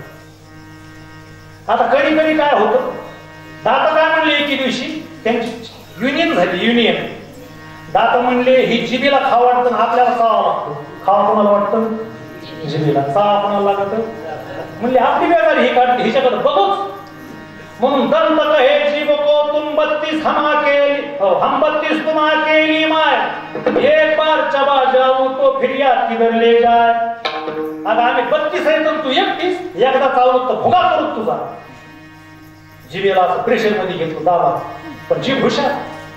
जीभ बनली, जीभ कहे दंत को तुम 32 मैं अकेली माय, तुम्ही 32 आहे तर मी एकटी, पण एक बार तेडी होऊ जाऊ तो 32 ही गिर जाय. म्हणजे एकच शब्द जर एखाद्या आडमोठ्या माणसाला मी बोलले त्या तर ते म्हणत असतो 32 पाडून हातात देऊ दादा, बोलत जी पण मार दाताला. दात गप बसली, पण हे दात सुद्धा हळूहळू निघून जातात राजावर. आणि जीभ राहते का तर जीभ नम्र म्हणून राहते. एक गुरुजी त्यांचं सगळं संपत आलं, सगळ्या शिष्याला बरोबर घेतलं, दात पडलेले होते, आत केलं आणि म्हणले माझ्या तोंडात काय दिसतंय तुम्हाला? म्हणले काय नाही, जीव आहे. गुरुजी म्हणले दात नाहीत का? म्हणजे नाही, दात गेली. त्या गुरुजीने सांगितलं दात ताईट आहे, दात निबर आहे, कडक आहे, घमेंडीत राहिले, तोडीतच राहिले म्हणून दात गेले. पण जीभ नम्र आहे, कधी बी लवून चुकूनच राहिली. तर नम्रता माणसाला अजरामर करीत असते. कायमचं नम्र राहायचं आपल्या संस्थानाला, कायमचं नम्र राहायचं आपल्या प्रेममूर्ती गुरुवर्य बाबांना. काय काय तसं नाही, 4-2 वर्ष चांगलं जमवतं पुन्हा बिघडतं, तसं नसतं ते. अरे प्रेम फार ऋतू येण्यापेक्षा आहे ते कायम ठेवून नारायणगडाचा वारकरी म्हणून निरोप घेण्यात किंमत आहे. जसे आमचे गंगा बापू गेले, विष्णू महाराज गेले, मोठ्या बाबापासून सेवा केली, तर त्यांना श्रद्धांजली अर्पण करायला गंगाबाबाला प्रेममूर्ती बाबा सगळ्या टाळकऱ्याला घेऊन राक्षस घोडला गेले. हे त्यांच्या सेवेचं फळ. म्हणून कसं राहावं, माणसाने नम्र राहावं, जीवच राहतात, दात जातात, दात तोडायचं काम करतात. आणि एकदा दात गेल्यावर काय अवघड आहे, माणसाचे दात गेले नाही एकदा बस. दात पडलेल्या माणसाला सकाळी केलेली पहाटे केलेली चपाती पंक्तीला दुपारा 1ला वाढव गाता भजन संपले आणि दात पडलेले असं जस का कुत्र टायरचं मिळत बसत नाही बस. आणि तशा माणसाला हरभरे जर खायला दिले ना, खडी बशीमध्ये दगड टाकल्यासारखाच कार्यक्रम. अरे दात गेले की अवघड गोष्ट. मग हे दातही जातात, पाठिंबा सोडून देतात शरीराचा, केसही जातात. मग हे 2 लोक फितूर झाले. मग तरी समजाव ना का आपलं मरण जवळ आलं, आपण सावध व्हा, मग तरी कळा. म्हणून म्हणतात तुम्ही सावध असा. साधू संतांनी सावध होण्याचे अनेक प्रमाणे दिले. ते म्हणतात सावध झालो हरिचालो जागरणा. बस ते म्हणतात आयुष्य खातो काळ सावधान, आयुष्य खातो काळ सावधान.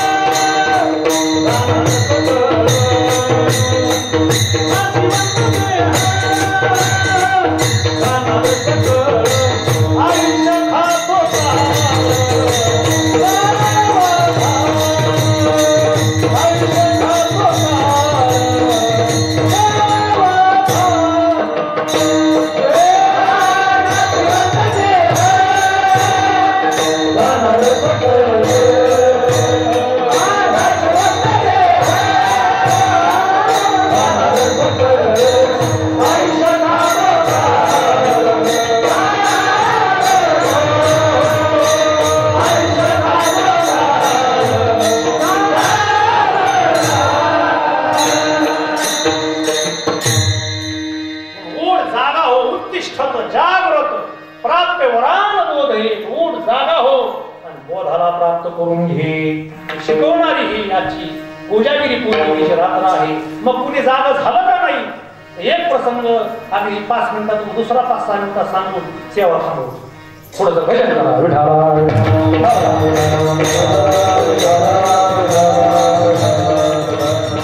सावध पहिल्यांदा कोण झाले माहिती तुम्हाला? सावध म्हणल्यानंतर जालना जिल्ह्याचे भूमिपुत्र जाम समर्थचे नागरिक सावध झाले. कोण होते ते? अरे ते त्यांचं नाव होतं सूर्यकांत. नंतर ते रामदास स्वामी झाले. जांभई तिकडं कुंभार पिंपळगावच्या बाजूला जाम समर्थ, आणि त्याच्या खाली 2 किलोमीटर अंतरावरती आसनगाव नावाचं गाव. मी दोन्ही गावात बरेच कीर्तन करून आलेला माणूस आहे. बाबाच्या आशीर्वादाने चांगले योग आले. प्रेममूर्ती गुरुवर्य बाबा नेहमी म्हणत असतात, महात्म्याच्या सानिध्यात राहत असताना कशाची अपेक्षा करू नका, फक्त त्यांच्या पाठीवर थाप मारून आशीर्वादाची अपेक्षा करा, तुम्हाला काही कमी पडायचं. त्यांच्याकडून छटान, त्यांच्याकडून उपरण, दान दक्षिणा हे अरे महात्म्याने आपल्या पाठीवरती हात मारावा आणि आपला हातात हात धरावा. हे YouTube चॅनलला कीर्तन चाललंय गुरुवर्य बाबाला आपण पाहायला लावू. बऱ्याचदा बाबाने असा हार घालायला आल्यानंतर माझा असा हातात हात धरून म्हणले थांबा आपल्याला फोटो काढायचा. आता आपण ह्याला कीर्तन केलं केतुऱ्याला, तर काय माहिती का, एवढ्या मोठ्या महात्म्याने हातात हात धरला म्हणजे प्रमाण सांगतो. धरितील हाती ज्या संत कृपावंत, पाळी पंढरीनाथ लळा त्यांचा. एवढ्या मोठ्या महात्म्याने हातात हात धरला म्हणजे देवाला आपल्यावर प्रेम करणंच आहे. तर रामदास स्वामी ते आसनगावला त्यांचं लग्न जमलं, गेले तिकडे. पूर्वी आता सांगायला वेळ नाही, 5-5 दिवसाच्या हळदी होते. आपली किती दिवसाची होती कोणाच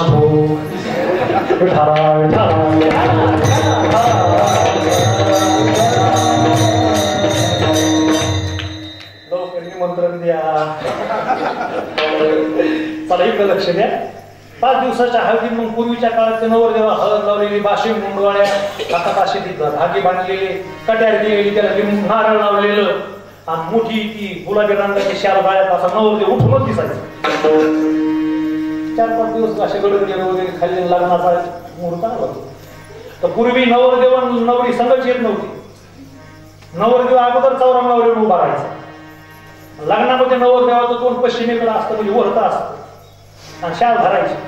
देवबाप्पा म्हणायचे, नवरी मुलीचे मामा लवकर नवरी मुलीला घेऊन या. म्हणून त्यांना ग्लासभर पाणी प्यायची वेळ यायची. नवरी मुलगी तिकडे रडत बसायची, यायची नाही, आता मी परकेची होणार आहे म्हणून मामा सांगायचे समजून, तर ती घेऊन यायची. नवरी कशी आहे ना म्हणून हा बिचारा वाटत आहे उभा.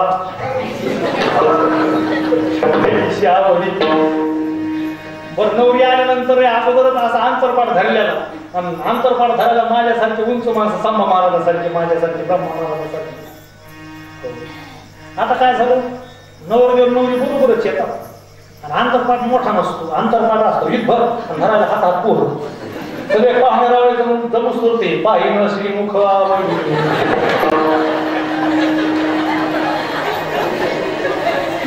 बघायचं नाही, विषय राहिलाय. ते फोरजीचे सगळे मोबाईल वापरतात, अगोदरच ते बायोडाटा टाकतात, त्याच्यावरच फोटो ते सगळा विषय. तर पूर्वीच्या काळाचा विषय असा. मग मंगल अष्टकं म्हणायला सुद्धा पूर्वी बरं म्हणा, देवबाप्पाच मंगल अष्टकं म्हणायची. आणि ज्याच्यामध्ये अष्टक म्हणजे 4 तुकडे पडायचे. एका मंगल 4 चरणाचं ते असायचं, गंगा सिंधू आदि लग्नगती, किती छान असायची. आता हे नवीन संगीत मंगल अष्टकं निघल्यावर बसलेल्या लोकांना अक्षता गावात फेकात त्याचा निरोच लागला. हो, काही काय तर सांगतात, काही काय या खाट्यात फेकून देते. ते मध्ये सावधान तिथे येतं का नाही. हा, तर ते सुद्धा चांगल्या माणसानेच मंगल अष्टक म्हणायला पाहिजे, कुणीही नाही. चांगला वारकरी महाराज आशीर्वाद द्यायला पूजेने बाबासारखे महात्मे नुसते येऊन जरी गेले, लग्नातून कार्यक्रमातून ते येऊन जरी गेले, आम्ही चिंतन करून 100 कीर्तन सांगणं वेगळं, बाबासारख्या महात्मे नुसती 1 चक्कर मारणं वेगळं. ते म्हणतात ना, शेरची झलक आणि सबसे आलं कसा खेळ. ते नुसते येऊन गेले तरी चैतन्य लोकांना नुसते दर्शनाची अपेक्षा बस. तर आता कुणी टेम्पोला लटकून जाते, पण मंगल असतं म्हणजेच नीट नाट्याने म्हणत नाहीत ना. काय मंगल असतं तो बस. एक जण म्हणला, हो, राजा भी मक रुक्मिणी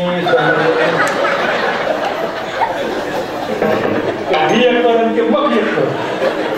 आता म्हणलं कुठे शिकून आला काही तो काशीला गेला, ऋषिकेशला गेला. एक जण उठला, त्यांनी दुसरं ते मंगल अष्टक सुरू केलं. मला रामे त्र्यंबक मोडोनी, ते त्र्यंबक नाही, त्र्यकडन बक येत. काय मंगल अष्टक काय. आणि कधी कधी ते शेवटचं मंगल अष्टक म्हणताना घरी सुद्धा म्हटलं, आता सा वध. कुणाला नवरदेवाला का नवरीला? आता सावधान समय असं म्हणत नाही ते जोडून. आता सा वध, सावधान समयो साधा समी पी असे. ते पी असे जोर देऊन म्हणल्यामुळं वराड परत येतं, त्याच्यामुळं चांगले मंगल अष्टक म्हणावे, चांगल्या व्यक्तीने भूदेवाने म्हणावे. कुणी हे उठसूट ते नसतं जमत का.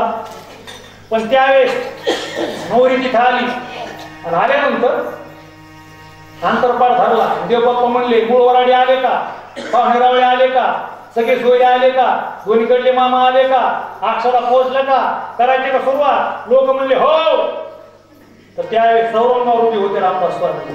आणि पहिल्यांदा देवबाप्पा म्हणले सावधान. अहो, सावधान म्हणल्याबरोबर मी या लग्नाच्या बेडीत हार काय लावले म्हणून मला हे देवबाप्पा सावधान म्हणतात का? असा बोध रामदास स्वामीला झाला. कट्यार फेकून दिली, बाशी मुंडवाया वरवडून खाली टाकल्या, आंतरपाटाची शाल अशी फाकवली आणि जे चौरंगावून त्या आसनगावात उडी मारली. तर सज्जन हो, पुणे सातारा जिल्ह्यातल्या सज्जनगडावरच जाऊन थांबले. तो कुठं थांबले नाही, तर पहिल्यांदा रामदास स्वामी सावध झाले. मग आता ते पहिले एकटे यायचे. आता आमचे बरेच मित्र त्यांच्या मुलीच्या लग्नाला जावं लागतं, घडूची संबंध असतात. एका मित्राच्या मुलीच्या लग्नाला गेल्यानंतर म्हणलं ताई की अलीकडे पद्धत काय नाही का, पूर्वी तर नवरदेव अगोदर यायचा, नवरी यायची नंतर. ते नवरदेव नवरी असं तिकडूनच ते वाजवीत हातात हात धरून का. तर ती मुलगी म्हणली रामदास स्वामी चौरांगावून पळायल्यापासून मुलींचा भरवसा माणूस कसा आपल्या हातात धरून उभा केलेलं बरं.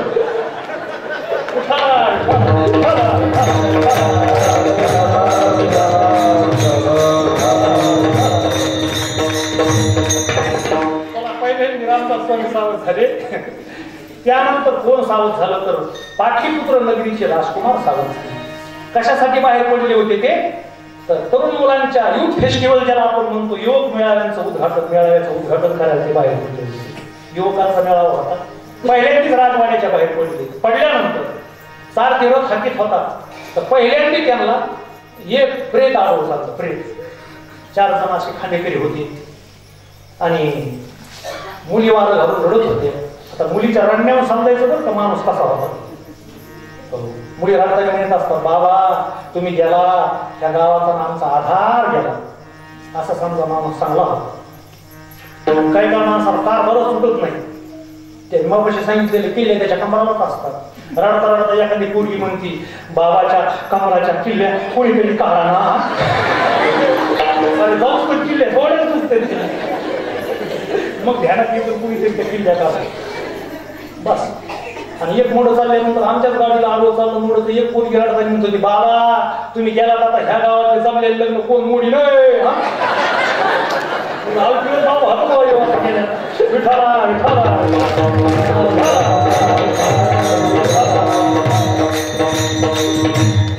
रथ थांबला. सारख्याला विचारलं काय, म्हणजे हा माणूस आहे. म्हणजे माणूस आहे असं कसं काय चाललं. म्हणजे हा माणूस असं शरीर वाढले, बालपण तरुणपण म्हातारपण काय सांगता येत नाही, पण माणूस मरतो आणि त्याला शेवटी जावं.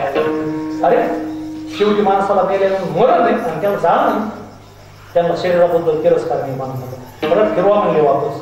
रथ वापस फिरवला की 80-85 वर्षाचा म्हातारा, चेहऱ्यावर सुरकुत्या पडलेल्या, पांढऱ्या शुभ्र दाढी मिशा झालेल्या, दिसत नाही, असा करून काठी टिकीत वाकून चाललेला आहे तो.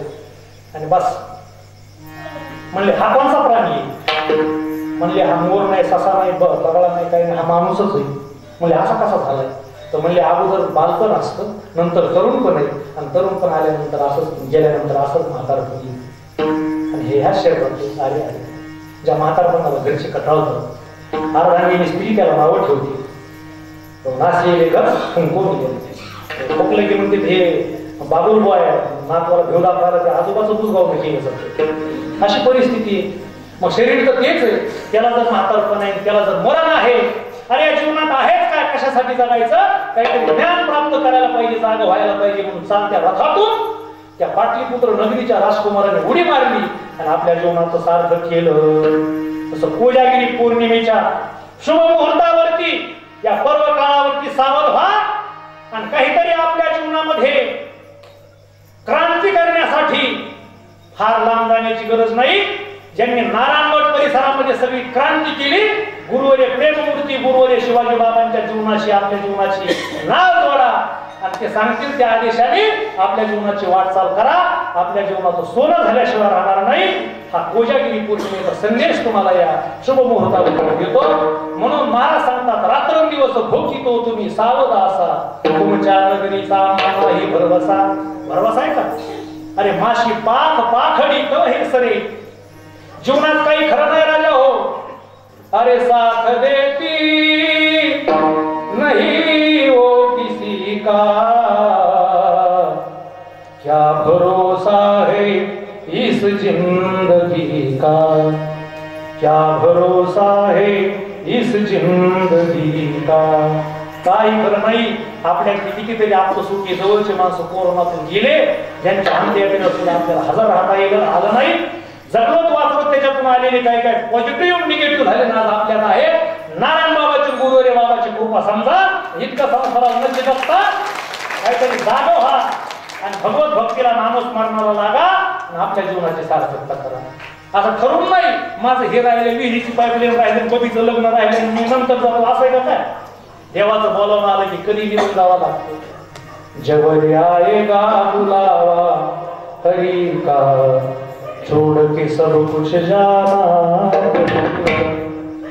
त्या अगोदर माझं सगळं झालंय आता नारायण महाराजांनी मला त्यांच्या पायापाशी जागा द्यावी असा इतका भरपूर परमार्थ करून ठेवा म्हणून तुमच्या नगरीचा आम्हा नाही भरवसा उजेड पडताना ज्ञानरूपी सूर्याचा उदय कधी होईल त्याच्या अगोदर जागे व्हा नाही तर गळ्याला फार तुमच्या यामाचा पडल आणि विनंती करून हात जोडून नाथ महाराज म्हणतात उठा की जी माय बाप कशी लागली झोप कशी झोप लागली तुम्हाला हुजूर जात्या देवाला शरण राज तुमची खेप चुकवा तर जी का म्हणले नाथ महाराज तर जी कुणाला म्हणावं लागतं तर आदराने मोठ्या माणसाला जी म्हणण्याची पद्धत आहे शिकवतात ते गुरु असतात पण ते ज्ञान देण्याच्या बाबतीत मोठे असतात म्हणून गुरुला जी लावायची आपल्याला गुरुजी म्हणून सासूबाईंनी जर पूर्वी हाक मारली सुनबाई तर सुना हातातलं काम टाकायच्या डोक्यावर पदर घ्यायच्या खाली वाकून पुढे येऊन म्हणायच्या जी आत्याबाई सांगा ही पद्धत होती आताच्या काळात सांगत नाही पूर्वी तो सांगत आता जर सुनाला हाक मारली ना सुनबाई ती म्हणते जस काय दर्शक आहे तो वाचून ओळखले चालत नाही स्वरात नाही पुरुष हाताळल्या जात काय सांगा कशाचं काय जी नाही काय मग काही काय स्त्रियांना तर डबलची म्हणायची पद्धत आहे जिजी काय म्हणतात जिजी तसं इथं उठा किजी आपल्याला मोठे कोण देऊन नाथ महाराज म्हणतात उठा किजी मायबाप आता ते मायबाप आपले का आपण त्यांची ते मायबाप आपल्याला मायबाप म्हणतात हात जोडून का कारण सासर घरी नांदून शिरून भागून माहेरात गेलेली मुलगी माहेरात निवांत झोपते आणि 10 वाजले तरी उठत नाही ते भाऊ म्हणतो उठताही चहा झालाय तर ती आई म्हणते तुझ्या कामाला तुझा तिकडे फाट्यावर माझं लेकरू नांदून आलंय शिणून आलं इथं नाही जास्त वेळ झोपायचं तर कुठं झोपत आणि मग 11 11:30 ती जाते हळूच तिचं डोकं उचलते मांडीवर घेते केसातून असे प्रेमाने बोट फिरवते गालाचा आलापाला घेते आणि काय म्हणते 10:30 वाजले बाई माय उठ तोंड धुवून चहा पी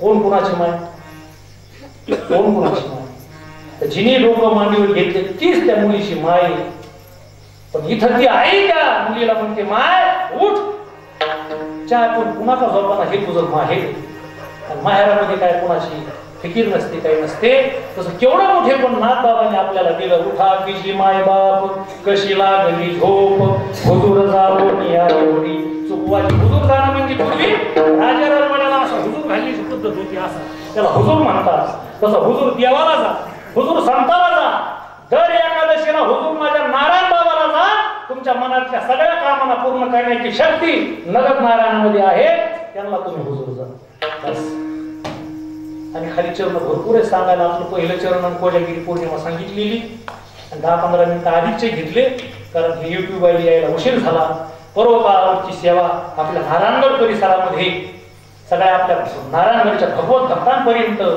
चालतं बोलतं आपल्या हातातलं साधन आहे खुर्ची वगैरे मोठ्या स्क्रीन टच हँडसेट त्याच्या माध्यमातून पोहोचवावी युट्यूबच्या माध्यमातून नारायण बाबाची केलेली सेवा वैकुंठवासी हरिभक्ती पर्यंत महादेव बाबांची केलेली सेवा आणि प्रेममूर्ती गुरुवर्य महंत शिवाजी बाबाबद्दल काय मोठके तुटके आलेले वाक्य आपले त्या ह्या नवीन तंत्रज्ञानाच्या माध्यमातून युट्यूब चॅनलला टाकल्यानंतर ते अजरामर व्हावे की नारायण बाबाची इच्छा होती त्यामुळं अचानक सरपंचांनी आम्ही हे नियोजन केलं ते म्हणजे तुम्ही कीर्तनाला लागत येतेच आले आणि मोठी धावपळ करून त्यांनी हे सगळं अरेंजमेंट केलं आणि नारायण बाबाचे सगळे अंतकरणातले भक्त अंतकरणातून प्रेम करणारे सगळे मांदियाळी माता नवल्या पूजागिरी पौर्णिमेला आपल्याला जागा राहून नारायण बाबाची काही वाङ्मयी सेवा करता आली ही सेवा त्यांच्या शरणी समर्पित करू आणि आपल्या सेवेला आपण ज्ञानेश्वर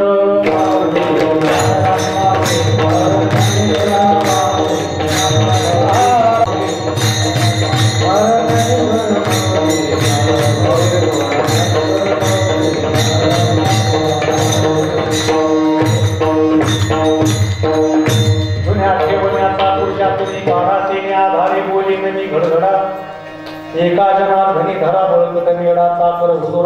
हे नाव गाणी झाडा उठा की जी माय बाप कशी लागली झोप हुजूर जाऊन या एवढी चुकवाची झेप विठ्ठल जय जय विठ्ठल जय जय विठ्ठल